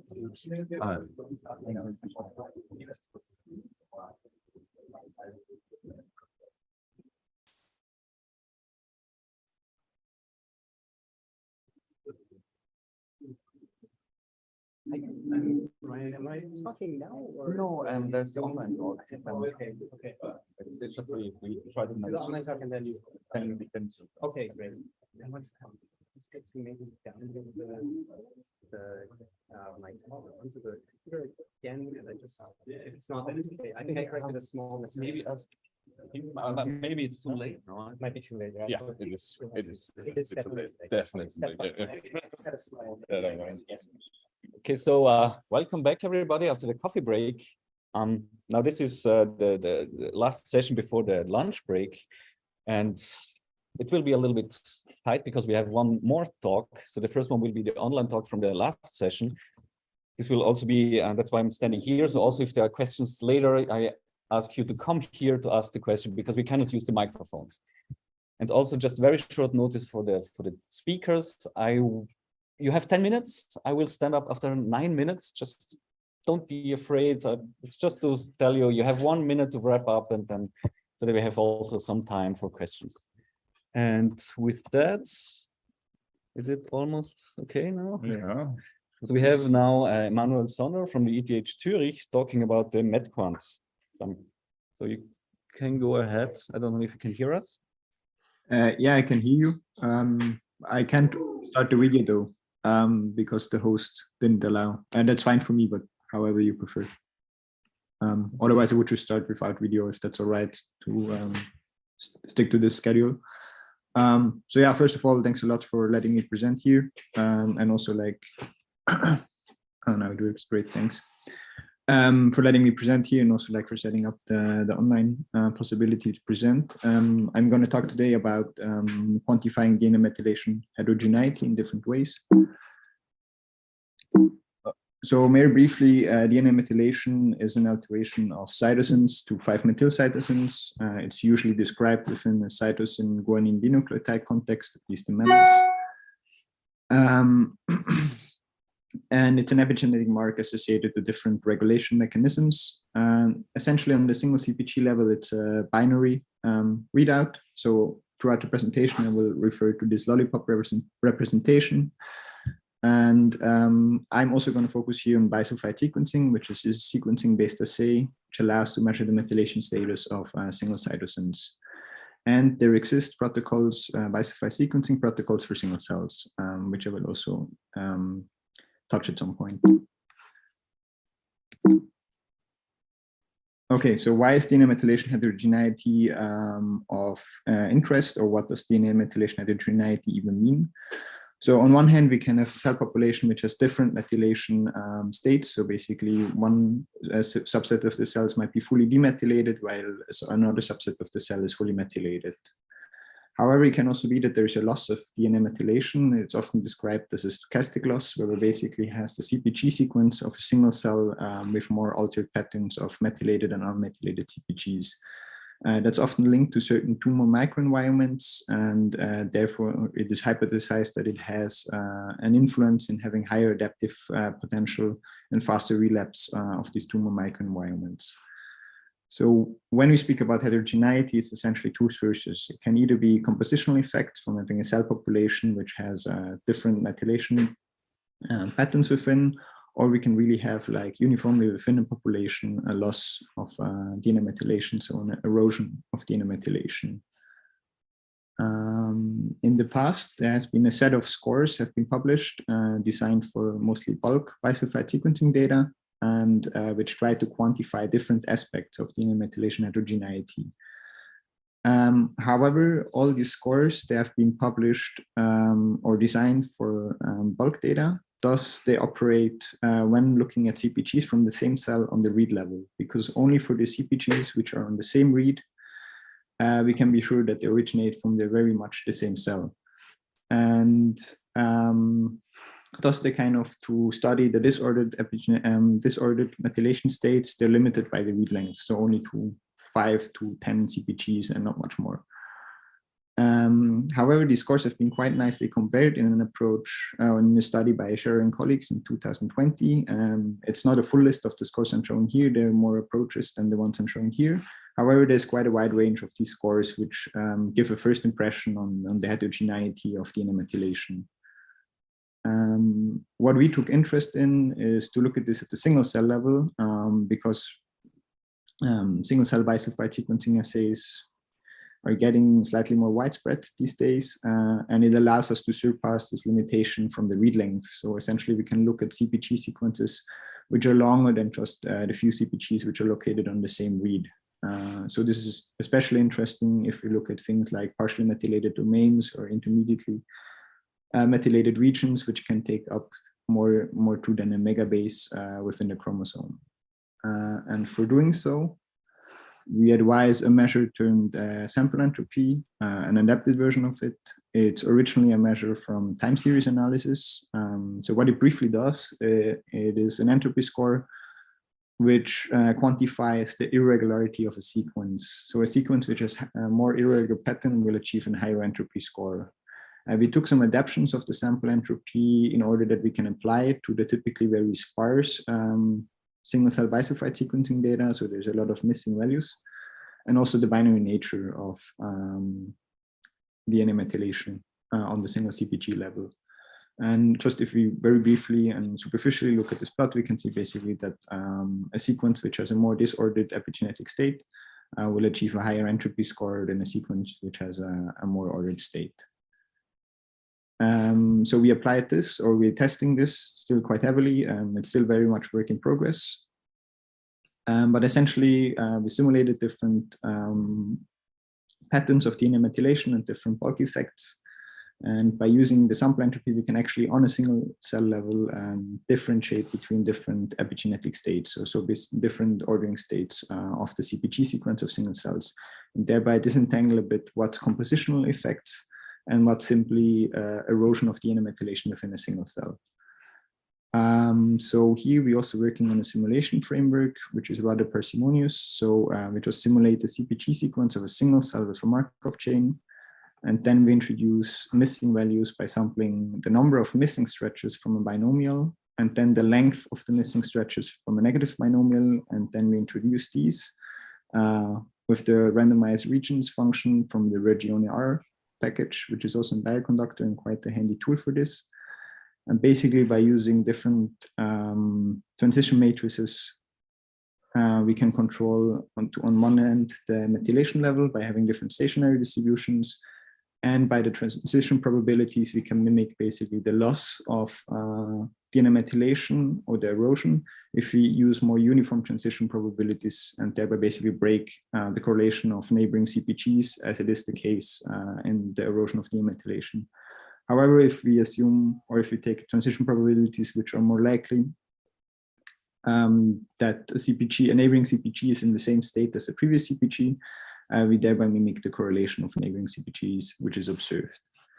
However, when trying to compare the existing scores a bit with our scores in the different scopes, we realized that there is not one platform where we can easily combine all these scores. So we thought it would make sense to combine them in a Bioconductor package, which is currently in development. So because all these scores, the set of scores, which essentially do very similar things, exist on very different platforms, so we thought we could combine them, standardize signatures, also ease the crosstalk with other Bioconductor functionalities. So we're very, very happy about any feedback on this, because also we have a bit of different input data for the different data types. So for instance, the read-based scores, they essentially rely on BAM files, while for instance, the single cell data often works on TSV files.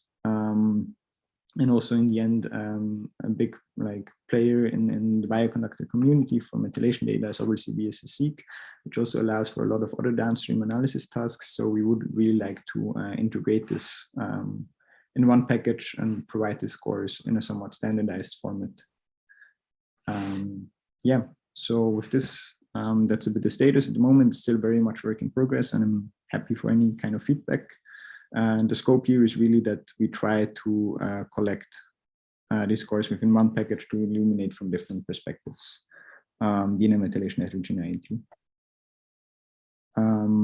yeah, and we also realized that a lot of these scores can actually be boiled down to sparse matrix operations, and we can also gain certain speed up with RCPP-based implementations on these. Yeah, but with this, I'm finished with my talk. Thanks a lot. Great. Thank you for your nice talk.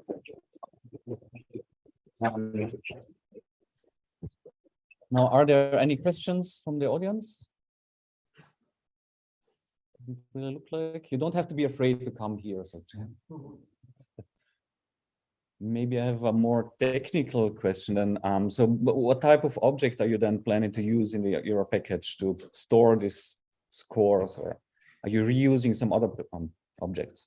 Yeah, this is a good question. So far I was experimenting a bit just with the BSS-seq object to have it saved in the row data or the column data. Depending on the score, either of the other might fit better. Some sort of metadata column might also like do the job, but that's something which I'm still not set yet. But essentially, I would like to have it integrated somewhat or in relation with the BSS-seq object, because that's just very handy for most kinds of DNA methylation data, which are based on bisulfite sequencing assays. Okay, great, thanks. So I think we have to move on. So thanks again for your presentation.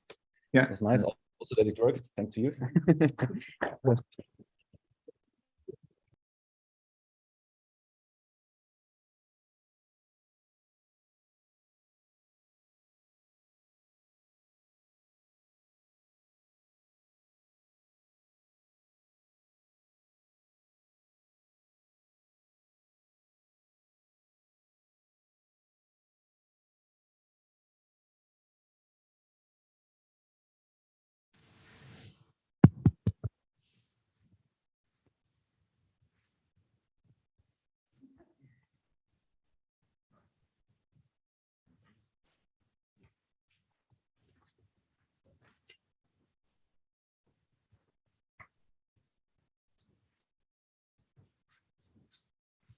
Okay, great. Yeah, thank you for the invitation to talk here. And so I'm going to tell you a little bit about our model called Deep RVAT, which is developed for modeling the link between rare variants and phenotype in a data-driven way. And first of all, I want to call out some great collaborators on this project, others from the Stadler group, and also from the Gagnon lab in Munich, and especially Eva Rothkamp, who did a lot of this work as part of her master's thesis that I supervised.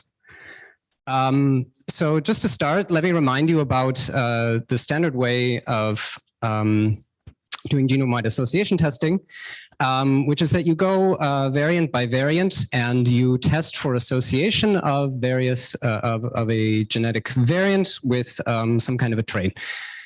So we have so essentially you check how many copies of the allele are present, you do linear regression, and then you get a p-value for whether the variant is associated with the trait.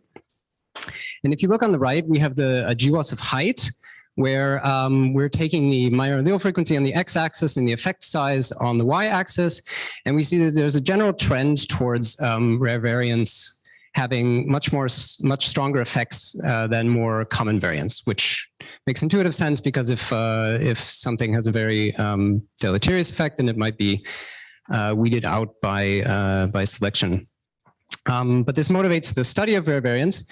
The problem with doing so is, in the framework of GWAS, is that you end up with a lot of variants that are basically near private variants. So you might have the most common type of variant in, say, an exome sequencing study is a variant that's only found in one of your samples, which makes it very hard to do statistics.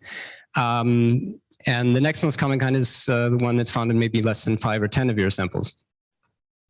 You also end up with a really large number of variants in a sequencing study. So you might have tens or hundreds of millions of variants in population scale cohorts, which gives you a huge multiple testing problem, which makes it also very hard to discover associations. And the solutions that people come up with for this are typically using region-based testing and using functional annotations. The first in region-based testing means you can pool variants together into some kind of a super variant.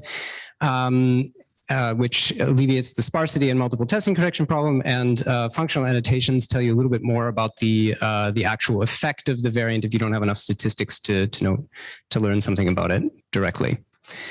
The most commonly used and most basic way that you can do this is called burden testing. So now instead of going variant by variant, you would go region by region, and usually these regions are, say, protein coding genes. You filter variants for those that are putatively deleterious. And then you take, you look at your cases and you look at your controls and you count the number of deleterious variants in each. And if there's an association in the cases with a higher number of deleterious variants, then you have some kind of then you have an association with the phenotype of interest.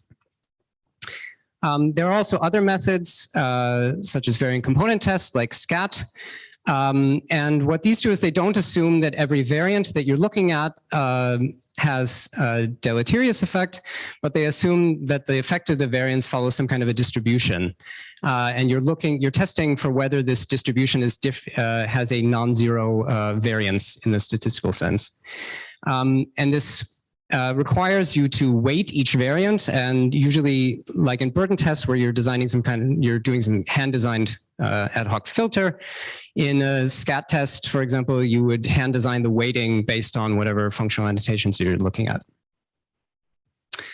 And so that starts to motivate this method that we're developing, because these standard methods have some limitations. In burden testing, you're typically using the annotations only for filtering, or in SCAT, you're using them within this manually defined weighting scheme. And we really wanted to utilize the full richness of annotations in a data-driven way. The standard methods assume additive effects of variance, and we're trying to use deep learning to learn optimal nonlinear feature maps. And these standard methods also repeat this process gene by gene in a completely independent way. So they can't share any information across different genes. And we're trying to learn from signal on multiple genes. So we've developed a scoring model based on deep set networks.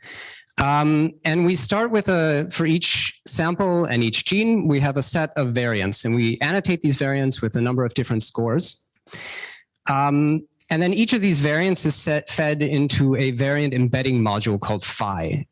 And we share weights across these different modules so that each variant is embedded in the same way. But of course, you come up with a different embedding depending on which the values of the annotations that you have.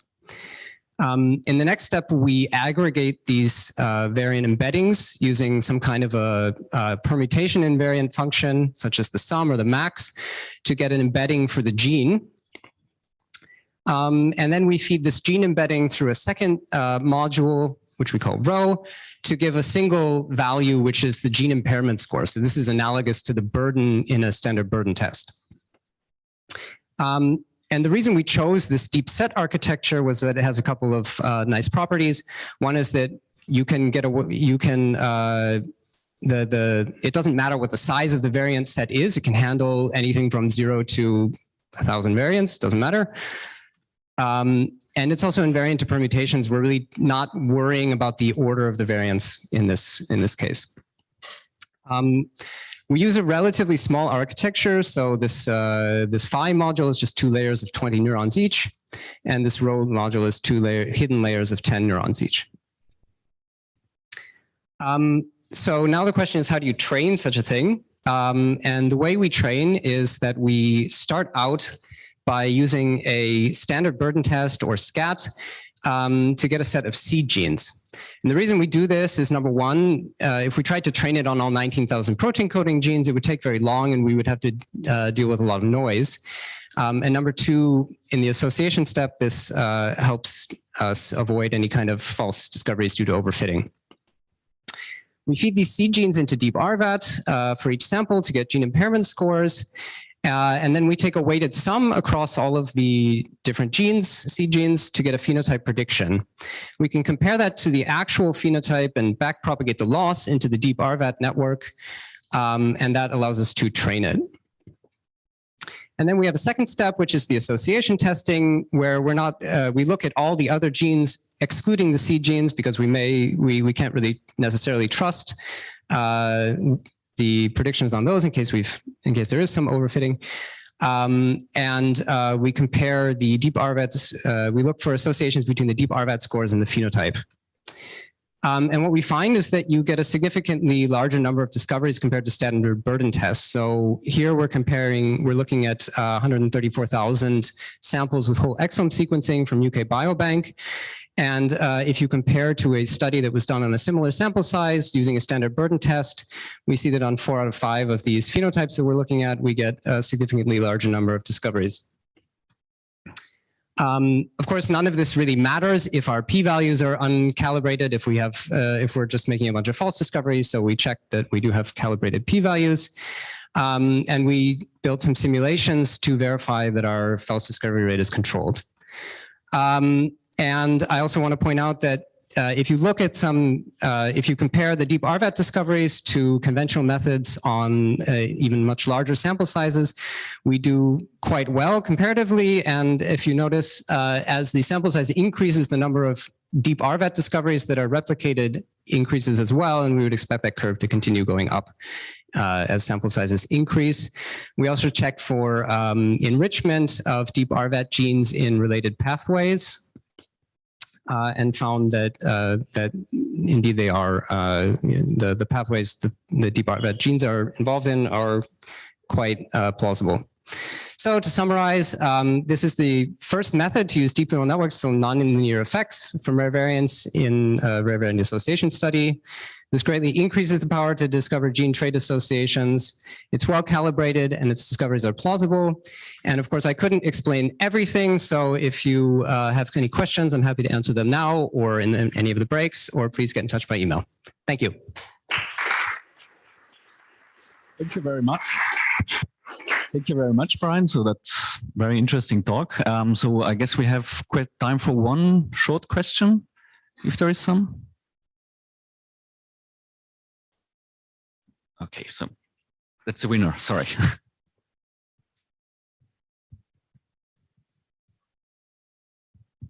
Hi, thanks a lot. Just a quick question, like how many seed genes do you use at the start, and do results differ for different starting set of seed genes? Yeah, so you do need a sufficient number of seed genes that you can get enough data to train on. So we find that if the burden and scat tests aren't able to find like 5 seed genes or more, then things don't go very well. So we're using between like 5 and 100 seed genes, something like that. Okay, and do the results differ between different sets? Like if you take 20 in one go and 20 at the other go?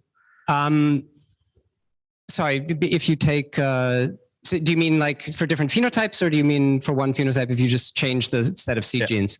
The second. Yes, you do get different results, but it's relatively stable. Although, yeah, we're looking into that right now, and I don't have a 100% solid answer for you. Thanks.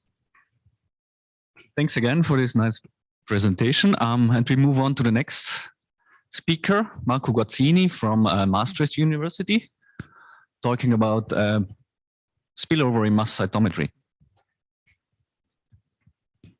Good morning, everybody. Thanks for being here and listening to this short talk about causal modeling of spillover in mass cytometry. I'm here today to present you a method to compensate the spillover by using a causal assumption.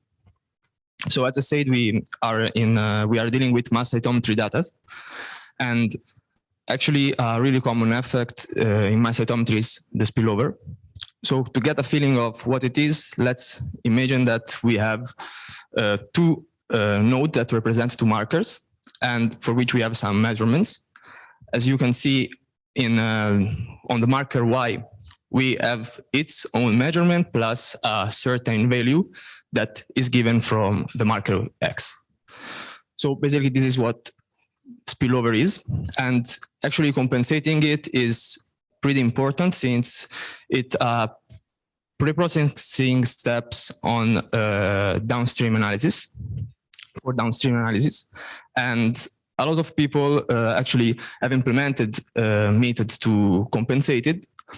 This is an extract of a method that is present in our Bioconductor package catalyst, which make use of a non-negative least square method to compensate spillover.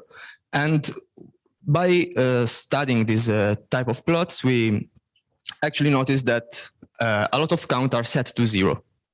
So we wanted to investigate more if this is because of the non-negativity constraints, or it's just the way it is.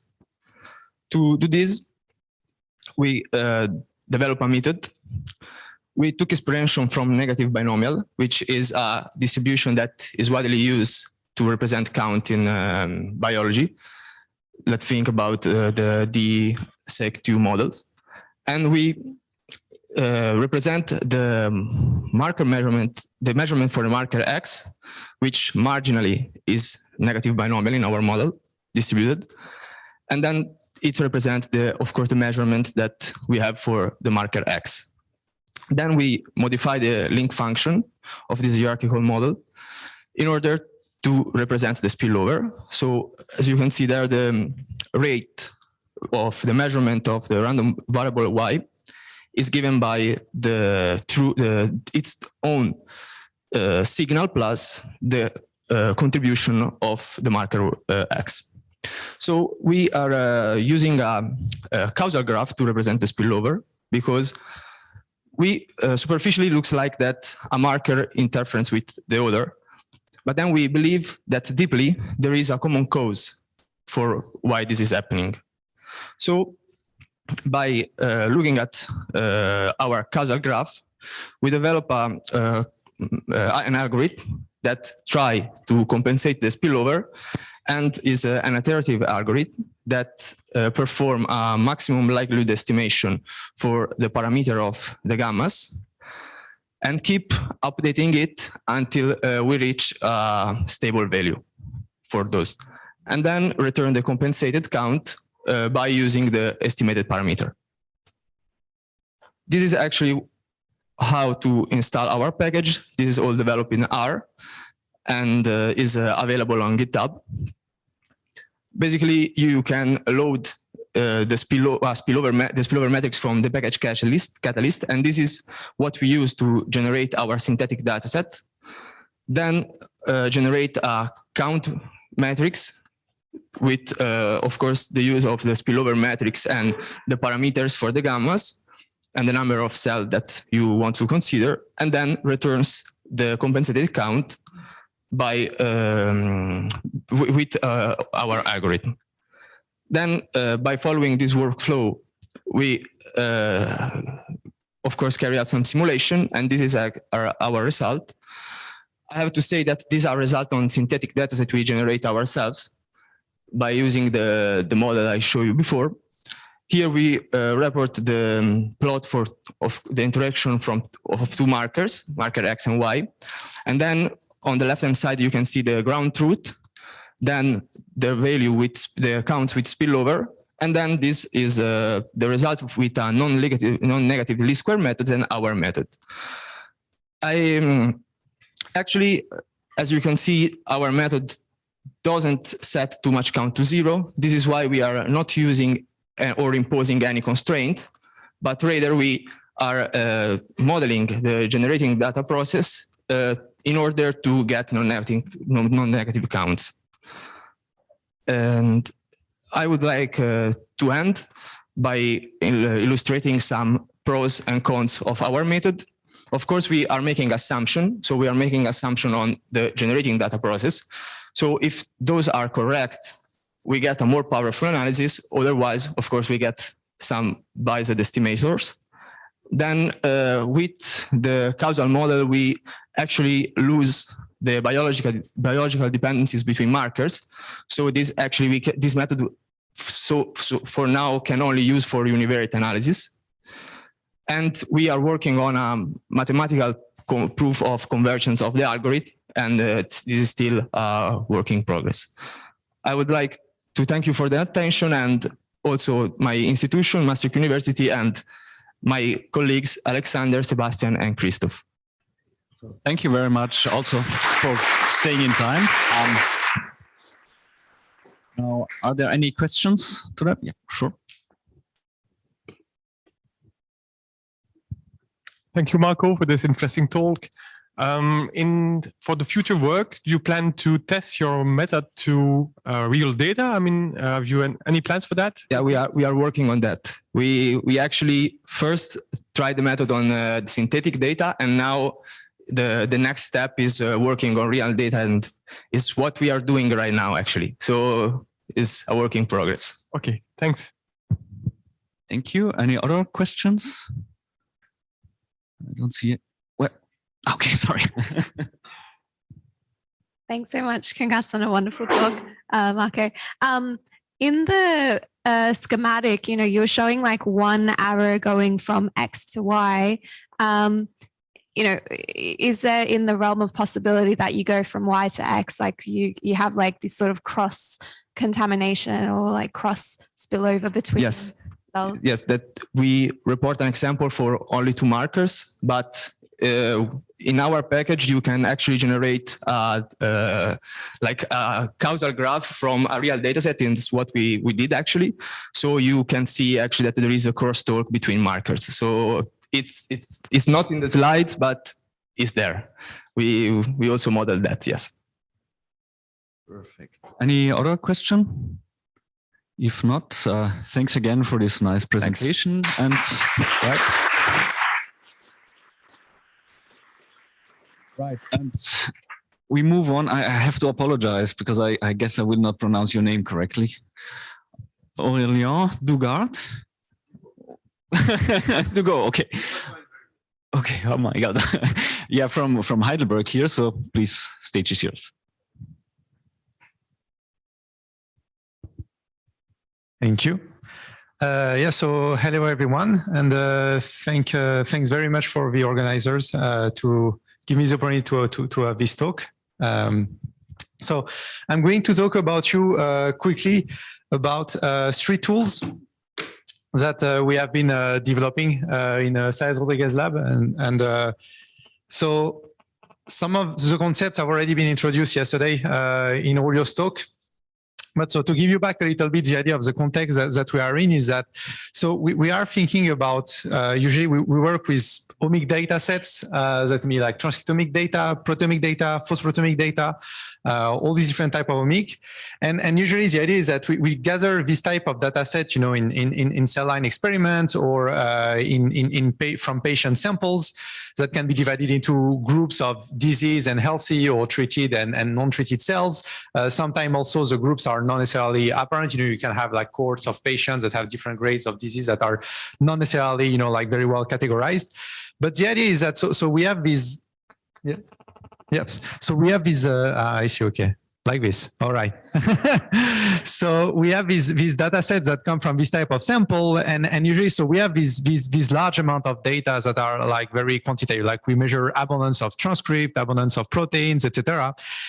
And usually what we want is that we want to be able to take this data and put it back into the context of what we understand of biology, how it works. So this is what is represented here on the right? We have this idea of a cell, and in this cell, we have like different molecules, like we have the proteins, lipid, glucids, a lot of different metabolites. And you know that, okay, all these different proteins, they interact with each other, and modify each other functions so that some of them, you know, will lead to the expression of some genes, some will phosphorylate others. And we have to try to relate basically what are the quantitative abundance that we measure here into a kind of like mechanistic and functional framework, how we picture, you know, the cell is working. And so there are different things that we can do to try that. And the first things that we want to do is that we want to go already, you know, at the first level from this kind of abundance measurement, so transcript abundance measurement, into a more functional thing, which is, for example, you know, the activity of a transcription factor, or from the abundance of phosphosite to the activity maybe of a kinase. And so to do this, we use what we call, so for example, enrichment analysis of kinase activity estimation. For kinase activity estimation. So this is what you would do when you want to estimate the activity of a kinase from phosphosite. And this is basically what we call a footprint method, because what you have measured usually, so that's what we are looking at. We have measured basically here's the abundance of various phosphosites on proteins. So we know how abundant are these phosphosites, and you can make a comparison between two conditions and get an idea of, okay, how much more abundant is a phosphosite on the FOXO3 protein in disease patient compared to the healthy one. And that's an interesting information, but most of the time this is relatively limited by the fact that we don't have a lot of knowledge about what is actually the functional impact of this phosphorylation event itself on the protein. However, the kind of information that we can have and is much more abundant is which is the kinase that is responsible for this phosphorylation event. So here, for example, mTOR is responsible for the phosphorylation of these proteins. And we don't measure necessarily anything about mTOR, but because we measure the abundance change of the targets of mTOR, then we can get an idea of what is the activity change of mTOR from this observation. And so we really have like three elements, right? We have the data that we have, so how much these different phosphosites change. We have prior knowledge that tells us which kinase can target this phosphosite. And then we finally need an algorithm, which is usually an enrichment analysis algorithm, because what we're going to do is that we are going to compare the changes of abundance of this phosphosite with the background, so with all the other phosphosite abundance that are not targeted by mTOR. And so the algorithm is actually something that has been studied quite extensively by Pao Badia, who is here with us today and can tell you a lot more about it. So we used a lot of different algorithms and compared the performance and put them all together into a single framework that is called decoupler. And basically, so when you have this type of omic data, so transcriptomics, phosphoproteomics, we provide basically TF target interaction and kinase phosphorylation target interaction, and then you can estimate the activity of kinase, transcription factor, etc. And we have compared the performance of different algorithms, and so all of this information, you can look a little bit more into that, but we try to make like this easily available to users so that they can use what they need in different situations. But now to move a little bit further, basically what is complicated is that usually you will use this method and then you get in some things that is a bit like this, right? It's like, okay, now we can estimate the activity of HIF1 alpha transcription factor or CSNK2A1 kinase activity. And so you have your data set and you're in a situation where, okay, so now I know HIF1 alpha is upregulated, I know CSNK1 is upregulated in my data set. But so what do I do with that? And the question is, okay, so how are they actually interacting together? And so in order to answer that question, the first thing that we need is prior knowledge that allows us to do that. So in this situation, so if you have like a multi-omic data set that can contain, like proteins, TF transcription factors, and metabolites, so you will need information from different type of sources. So for example, if you just want information about protein-protein interaction, we have all of this in the OmniPass database. But then when we want to add metabolites and we want to connect proteins to metabolite, we need some additional sources of information, such as what we can find in the STICH database, which is information about allosteric regulation of chemicals and proteins. So some metabolites can activate or inhibit other proteins. And then finally, what we need is also information about reaction networks so that we can connect metabolic enzymes to the metabolites that are being catalyzed by the metabolic enzyme. And we just need here, this is actually a more delicate step because usually this is information we have in reaction network, but we need to basically format this information a little bit so that it's coherent with the kind of like causal connections that we have in the other databases. So that's why we have some step where we causalize this information to make it look like this. So a metabolite that is, you have a metabolic enzyme that can catalyze, these metabolites. And so the way we represent it is that we say, okay, this metabolite, which is a reactant, basically activates the metabolic enzyme and the metabolic enzyme activates the product. That's a way to basically make this information coherent with the rest that we have. And once we have this prior knowledge that is all assembled, then that's what we use to make our Cosmos framework, where basically, if you have at least two of those, and two type of omic data that you want to connect together, for example, transcription factor activities and metabolomics, or transcription factor and kinase, or all the three of them, or other type of omic data that you can map on this kind of prior knowledge network, then we take this data and we use some integral linear programming optimization steps to basically map it on this type of prior knowledge network, and then find the most parsimonious, causally coherent networks that can connect them together, where you would have, okay, this kinase that is upregulated can activate this transcription factor that is also upregulated, and because this transcription factor is upregulated, I observe here a metabolite that is downregulated. So I see, okay, this transcription factor can inhibit the expression of this metabolic enzyme, and if this metabolic enzyme is repressed, then we observe less of this metabolite. So we try to find this type of causally coherent networks that can connect our data. And then quickly, I just want to go a bit further, because here we showed how we can estimate kinase activity from phosphosides, but we wanted to do something also similar with metabolites and metabolic enzymes.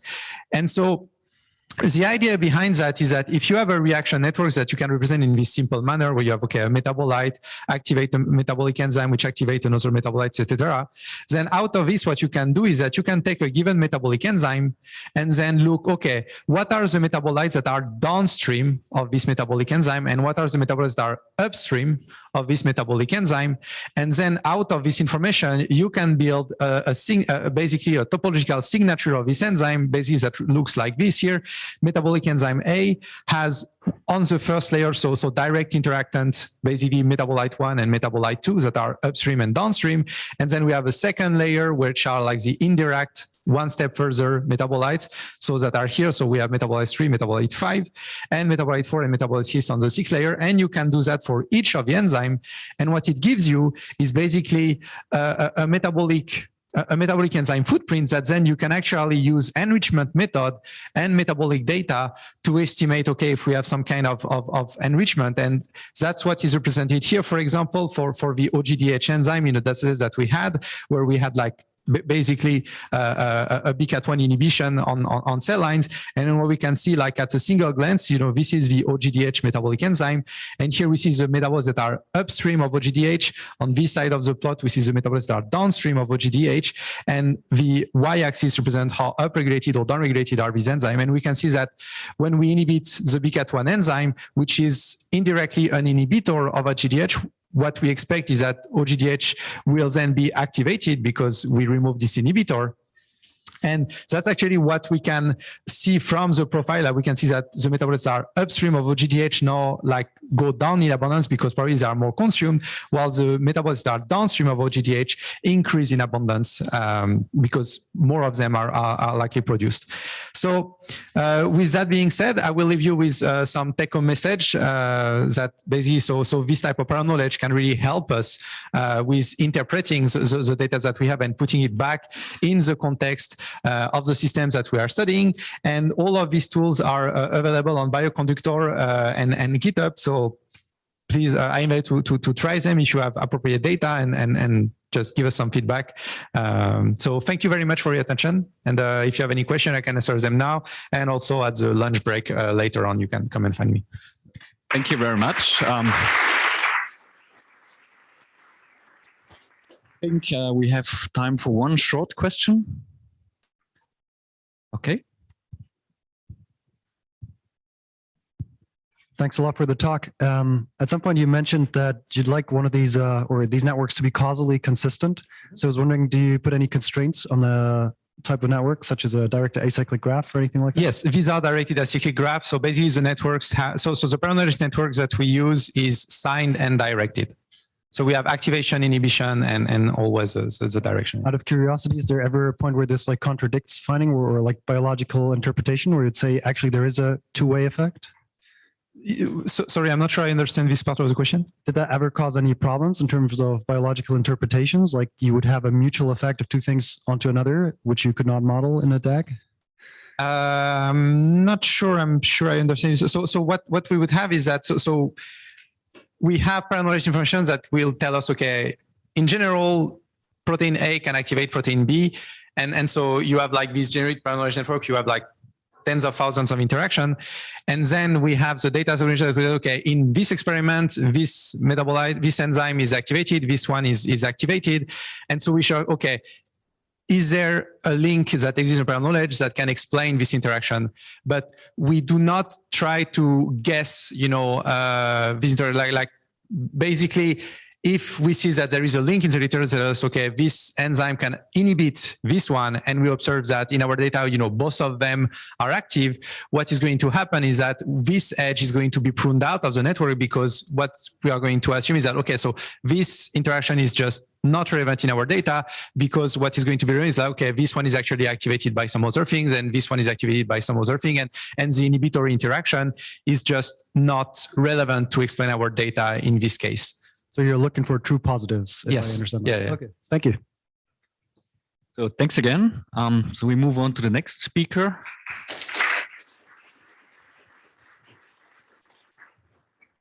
Much to say. So it's Laurent from UZ Leuven.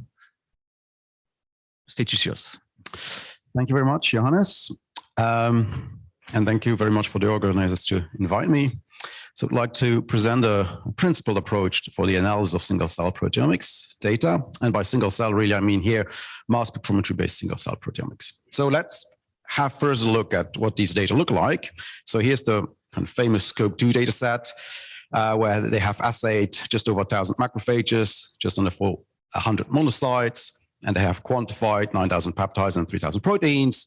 And after a relatively complex pipeline that I'll show later, you get this PCA plot here on the right-hand side, and it makes sense. Okay, from a biological point, it makes sense. You differentiate your monocytes into macrophages, so you expect this variability and this overlap in clusters. Now, let's look what has been done to the data to get to that PCA plot. And we don't need to go to the details, but suffice to say that is a rather complex pipeline. Let me just point you 4 different normalization steps. It's not always clear what these normalizations do or are supposed to do. Let me also highlight 2 important aspects of proteomics data analysis, especially for single cell, imputation and batch correction.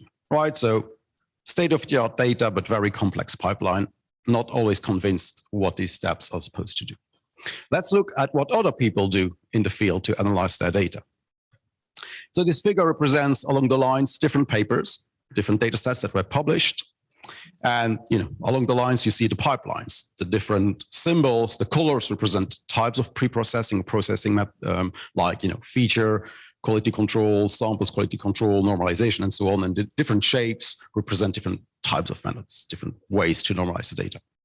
And what we can see from this figure, again, huge variability, essentially one workflow, data analysis workflow per lab or per paper. And what is not shown here, and I'll point you to Christoph's poster, is that if you swap different pipelines and different data sets, you get substantially different results. Okay, so that's not a very good sign in terms of can we trust these results.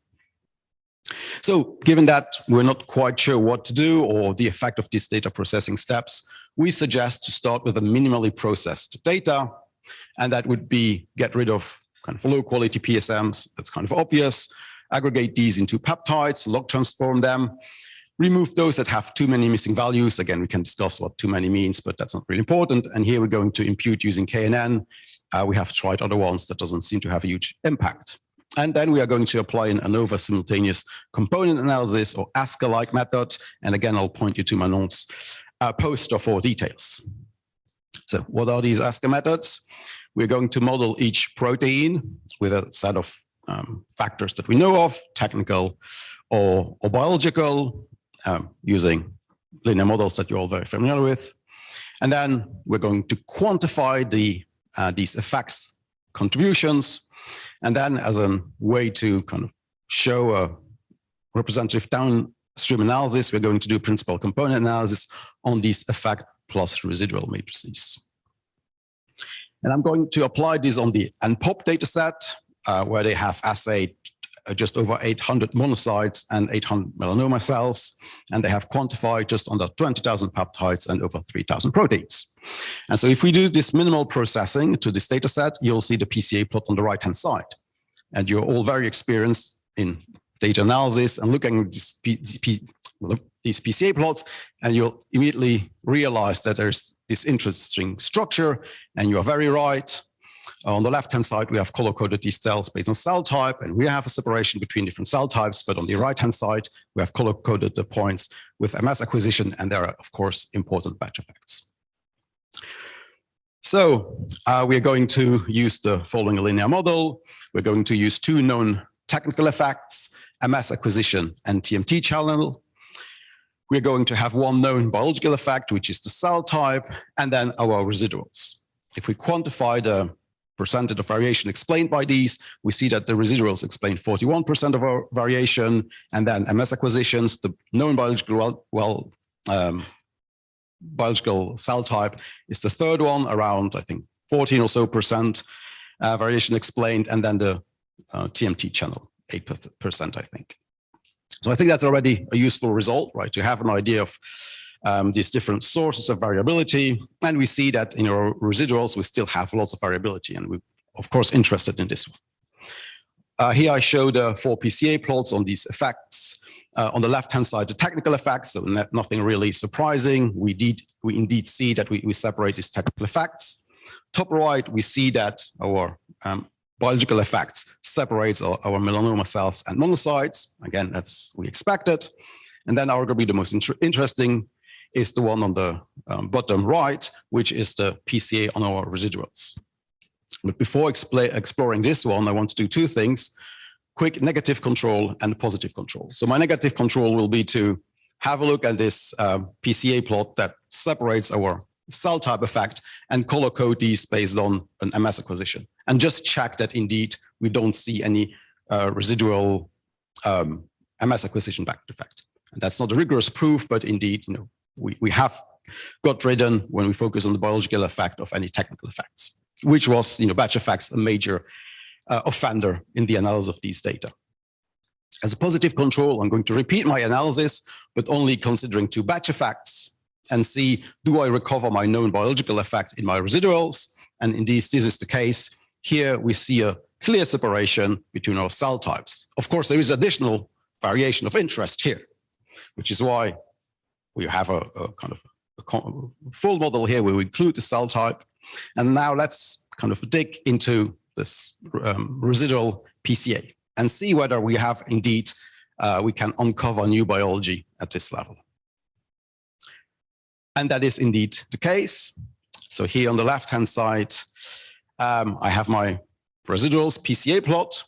And on the right-hand side, I have the same PCA plot, but I have color-coded my melanoma cells based on two subclusters, A in red here and B in blue.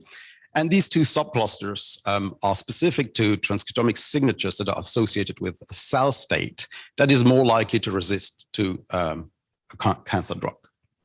So without heavy pre-processing of the data, and by decomposing the data with a known technical and biological effect, and then analyzing our residuals, we are able to uncover relatively easily. Here we see these obvious new subclusters. So as a conclusion, many workflows in single cell proteomics, many different workflows. It's a bit the Wild West here. And what we propose is a principal approach to control what we do, to use knowledge about our experiment, right? Knowledge about our experimental design to guide these analyses. We have been working on single cell proteomics for a couple of years now. So we have some R bioconductor packages out there, SCP that is based on Q features to kind of help you analyze and process these data, and SCP data, where we have systematically annotated and prepared these data sets for more systematic analysis. And there are also a bunch of replication studies that we use to kind of have this survey of what is done in the community. So I'd like to finish up and thanking Christophe, and point you to his poster if you want to learn more details about the current state of single cell proteomics analysis, and then Manon's poster for more details about the ASCA family of methods. And thank you very much for your attention.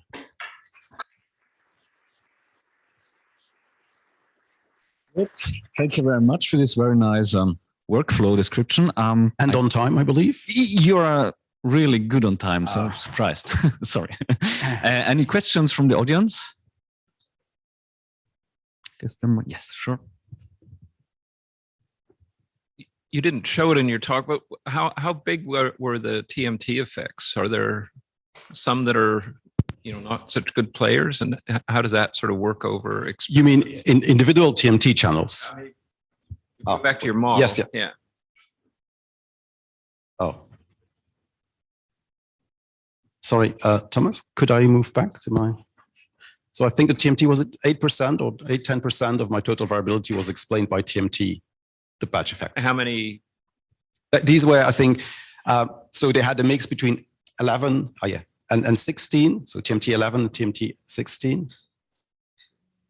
Yeah, so I'm just curious, like over time, do you see that some choices for the sort of TMT design result in different amounts of variation? No, I don't think we have enough data sets to be able to kind of over time see if there are improvements with some sets of TMT orders. However, what we have seen, which I think is a very serious problem, is sometimes they don't randomize the TMT channels with their biological groups, and so this batch effect then overlaps with the biology. And we have seen multiple cases of that. Okay, so thank you again. Very nice presentation.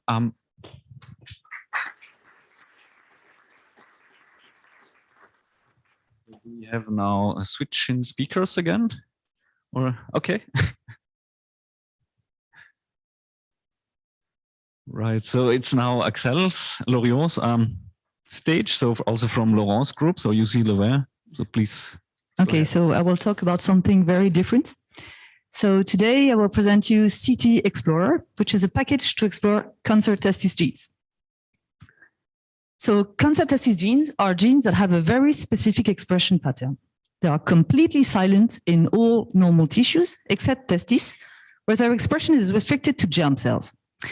And these genes become aberrantly activated in a wide variety of tumors. So this is why they were called cancer testis genes. MAGE-A1 was the first CT gene identified, and it was shown to be the first gene producing a tumor-specific antigen. So in fact, the gene is expressed in somatic cells, but it's not expressed in somatic cells, so no antigens are presented by these cells. The gene is expressed in germ cells, but germ cells are immune-privileged cells that do not express major histocompatibility complex molecules. And the situation is, of course, different in tumor cells when MAGE-A1 gets activated, because this time, antigen can be presented by the cells, and as these antigens were never seen before by the immune system, they can be recognized as non-self and elicit a CTL immune response. So this is why MAGE-A1 and the other CT genes represent ideal target for cancer immunotherapy. So since MAGE-A1, many other CT genes were discovered, and these genes appear to share some common features. So many of them belong to gene families. Intriguingly, they are often located on the X chromosome. They are activated in many tumors where they tend to be co-expressed. And this co-expression is likely due to the fact that many of those genes are strictly regulated by DNA methylation. So in germ cells, their promoter is completely unmethylated, while it's on the contrary, completely methylated in somatic cells. And during tumor development, cancer cells are known to undergo a demethylation process that can induce the demethylation and the activation of cancer testis genes. And importantly, there are only a few genes that are like CT genes, strictly regulated by DNA methylation. And this is another interesting point about those genes, as they can be used as suitable models to study the demethylation process that affects many tumors. So today, the only database gathering CT genes is the CT database that was published in 2009. But the problem with this database is that it's not an importable format. Many genes are not encoded properly. The recently identified CT genes are not present in the database that hasn't been updated, and there is no data about DNA methylation. So as it's not optimal, we thought that it would be interesting to create a package specifically dedicated to CT genes. So this is CT Explorer. Its aim was to redefine the list of CT genes based on publicly available RNA sequencing databases, and of course, to try to characterize these genes. So very briefly, to redefine the list of CT genes, we used the GTEx, the CCLE, and the TCGA databases to identify testis-specific genes that are reactivated in tumors. And we've done some methylation analysis to be able to classify these 300 cancer testis genes into two groups, the one that are regulated by methylation and the one that are not regulated by methylation. And I don't have time to enter into the details, but the package comes with a series of functions that allow to easily visualize their methylation or their expression in normal tissues, cancer cell lines, or tumor samples. And now I would like to give you a few examples of use of CT Explorer. So the package can be used to easily identify which CT genes are expressed in which type of tumor. And of course, the package can also be the starting point for further investigations. So for instance, we have used some single cell RNA sequencing data from testis to explore their expression in germ cells. So in this heat map, each column represents a spermatogenic cell, and the cells are classified according to their differentiation status. So we have here the spermatogonia stem cells, the spermatocytes, the spermatids, and the sperm cells. And you can see that the different CT genes are not all expressed in the same germ cells.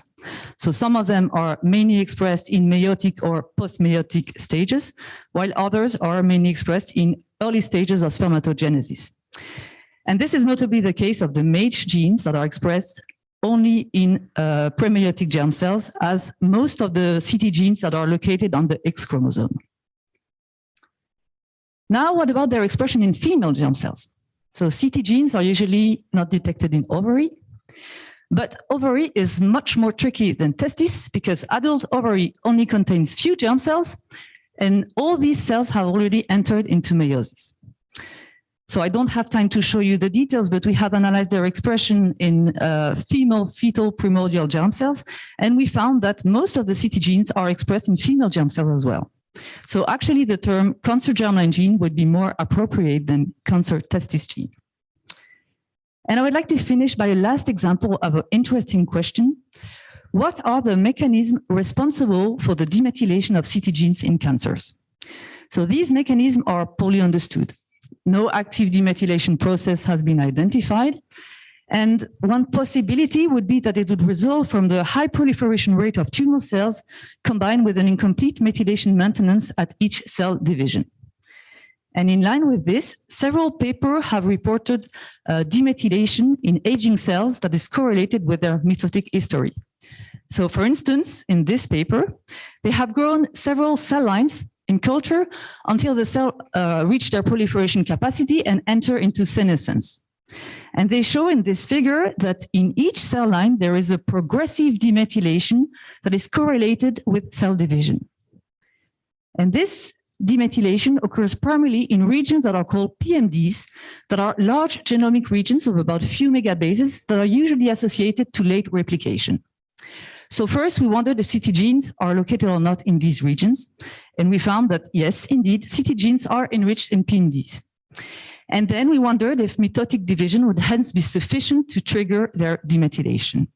So to test this, we downloaded the methylation data from the same study, and we focused on CT genes. So this figure represents the mean methylation levels of the promoters of the CTGs in the same cells. And you can see that these promoters remain highly methylated even when the cell reached their proliferation capacity and entered into senescence. We have also downloaded the expression data from the same study, and as expected from the methylation analysis, we observed no activation of CT genes in these senescent cells. And interestingly, in the same study, one cell line had been immortalized by transducing the TERT gene in order to allow the cell to bypass senescence and to continue to proliferate indefinitely. And they show in this figure that in these immortalized cells, the demethylation process goes even further than in senescent cells. And here again, we observed no significant demethylation and no activation of CT genes in these cells, even when they had reached about 150 population doublings. So we conclude from this that the demethylation of CT genes is not directly linked to cell proliferation, and that there must be another mechanism which still has to be discovered. So to conclude, I would say that the CT genes are a very interesting group of genes, and we still have many things to learn about them. And if any of you had to work one day with CT genes, please think about CT Explorer.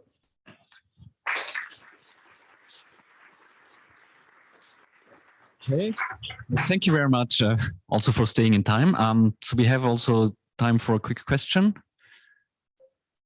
If not, I have a more technical one. So you said that there is a database for CT genes that's outdated. And I guess you are now combining this data into the package, or? No, we compared, of course, but there was, of course, an overlap between both, but many of their genes appeared not to be really testis specific. And we had some other genes that weren't detected previously, because the first database was mainly made from curated from literature, and so, for instance, the long coding RNAs were not analyzed in that kind of study, in that kind of database. Or and the data that you have collected now, you are storing this inside the package. Yes, actually, it's a kind of data package with the basic characterization of the gene, and this can be used then for further, if you want to use them as gene sets, if you are looking for genes or anything that can have a link with demethylation. Or are you then planning also to maintain that and update? Not that it's ending up like the other database where you said it's outdated. Yes, because we work on those genes, so probably each time, for instance, the expression in single cell testis is something. It's not for the moment in the package, but it's something that's going to be added. And when we have some new interesting characteristic, I think we will add them. Okay. Thanks again. So right. Good. So it's the last talk before the lunch break. So it's now Oliver Crook from University of Oxford talking a little bit about some very interesting mass spec data. Hi, I'm Ollie. I'm going to talk about analyzing hydrogen-deuterium exchange, which I'm probably going to call HDX, mass spectrometry data in R. So yeah, cool. So how does hydrogen-deuterium exchange work? So the thing we're making measurements on are populations of proteins, and we're interested in their structure or how their structure changes according to a perturbation. And a protein has an amide backbone with so-called exchangeable hydrogens. And so we can incubate it in heavy water that has deuteriums in it, and these are going to exchange with those hydrogens in a kind of context-specific rate. And because deuterium is heavier than hydrogen by 1 Dalton, we can then measure this by mass spectrometry. So it works with incubating our protein in heavy water, that after a certain amount of time, we're going to stop this reaction, digest our protein into peptides, and then do mass spectrometry. So the signal looks something like those spectra on the bottom, where the peptide that has no deuterium incorporated has the spectra, and then the spectra kind of moves to the right as is incorporated deuterium. And then we'll do this over, say, a number of states. That could be a mutant of that protein or some other condition, and you will see different rates of exchange if there are structural changes. And then people typically map this onto a crystal structure, a predicted structure, or something like that to interpret how those changes in HDX affect the structure. So to give you an idea of the biophysics, so the peptide in purple is kind of exposed to the surface, so it's going to have very rapid exchange with the solvent, and with this buried peptide in red, it's going to exchange very slowly. It's going to slow deuterium change. So you can see it gives you some kind of structural information. And that loop that's unstructured, it has very few hydrogen bonds keeping it together. And so again, this will have very, very rapid exchange. So to really hammer home what's happening, this experiment is done over a time course, and those H's are going to switch to D's over that time course, and we're just measuring how quickly that process happens. So the data, the raw data, look like something on the left, and anyone who knows mass spectrometry realizes that that is actually a very complicated step, and is going to cause lots of problems because our signal is not on the intensity axis. We're used to the intensity being proportional to the abundance of a protein if we were doing differential expression. Our signal has now moved to the x-axis, and so our peptide spectra are going to kind of collide with each other, which complicates this. But if you forget that, you essentially get a curve of time with the uptake of deuterium. So why do people do this? Who uses this technique? It's very popular in drug discovery in the pharmaceutical industry. It forms a part of the early kind of small molecule antibody and vaccine research. So it's used to uncover kind of dynamic protein behavior. It's kind of semi-automatic. You can do this using a liquid handling robot attached to a mass spectrometer, so it's very high throughput. And you can see this example on the left-hand side of an application of epitope mapping. So that domain antibody is occluding that peptide from the solvent, and so we'll be able to see where it binds, and we can do this in high throughput. For more like academic or scholarly applications, I'm happy to talk about that if you're interested afterwards. So there's some statistics that happens. We essentially measure these curves. And if these curves are different, then we see we're imposing some kind of, or interpreting that as some kind of structural change. So I've got an antigen and an antibody in the top left-hand corner, and seeing where they bind, we see a change in deuterium kinetics. The deuterium exchange has slowed, and we can quantify this statistically just by seeing how much variance is explained by these curves. And then somewhere where it's not binding, you don't expect to see any difference. So there's just kind of random statistical fluctuations. I think you can all appreciate that. So the state of the art in the field is just to do t-tests between these time points, or just to take like, is it bigger than 0.5? I don't know where 0.5 came from. I think it's historical, but I don't need to show that this is probably more efficient than that. And these all compute, you basically compute F statistics out of these, and they kind of, these are then moderated because you're measuring a population of peptides. You can borrow power across that population. So we have a stats package to do this. The field is not yet in the state of doing anything, calling even the names of these things in the CSV file the same. So we kind of prompt our users to create a parameter file by saying, how these are the headings I found in your CSV file. How do they match to something? And then from that, we can automatically extract the experimental design. So how many replicates, how many time points, how many states. And that just then passes it automatically into the Q features object in Bioconductor. And then you can produce all these kinds of plots, fit curves, statistical tests, heat maps, and stuff like that. I just wanted to show one particular visualization that took quite some time. So you can, in structural biology, you have something called a PDB, which is a file type that specifies a protein structure. So this can be a cryo-EM structure, crystal structure, an AlphaFold predicted structure. And then we can project the results of our analysis onto that structure. And this very easily allows you, if you have all your visualizations in this format, to kind of build a shiny app where you can visualize all these results. So I'll give on the next slide. I'll pray that this works. So this is an example of the kind of thing you would want to do. So I've mapped the results onto the structure, and then I can move it around.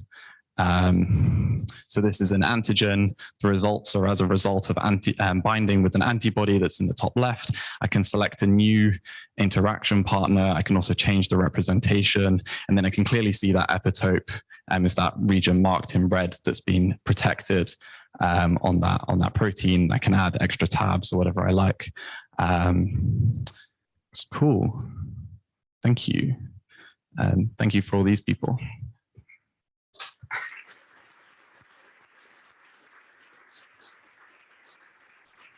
Thank you, Ollie. Very interesting presentation. Also, if the data might not be, you don't see it very often, I guess. Are there any questions from the audience on this type of, yes? I have a technical question regarding the PDB viewer that you showed at the end, and also the parsing of PDB files, which I think is not that easy because there's many exceptions. Is that code you developed for that particular package, or is there something that you could rely on? So, yeah, so we rely on a Java, like an external viewer. And then we have an API to that viewer. And then we have some kind of like helper functions that make all of this kind of processing a little bit easier. So maybe JavaScript, yeah.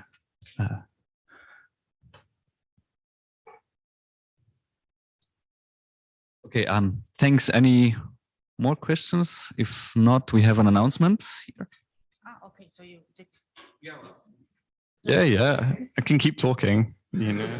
All right, so just before lunch break, yeah. So I think just because we are starting lunch later, so then we start with the workshops at 1:30, right? So 10 minutes late. And then I want to take the opportunity to say thanks to Johannes for the wonderful stickers. So he is the sticker man, if you don't know. Yeah. Come on. Actually, I would rather say let's thank the speakers of this session because they were all very, very good. So better than the stickers. Thanks.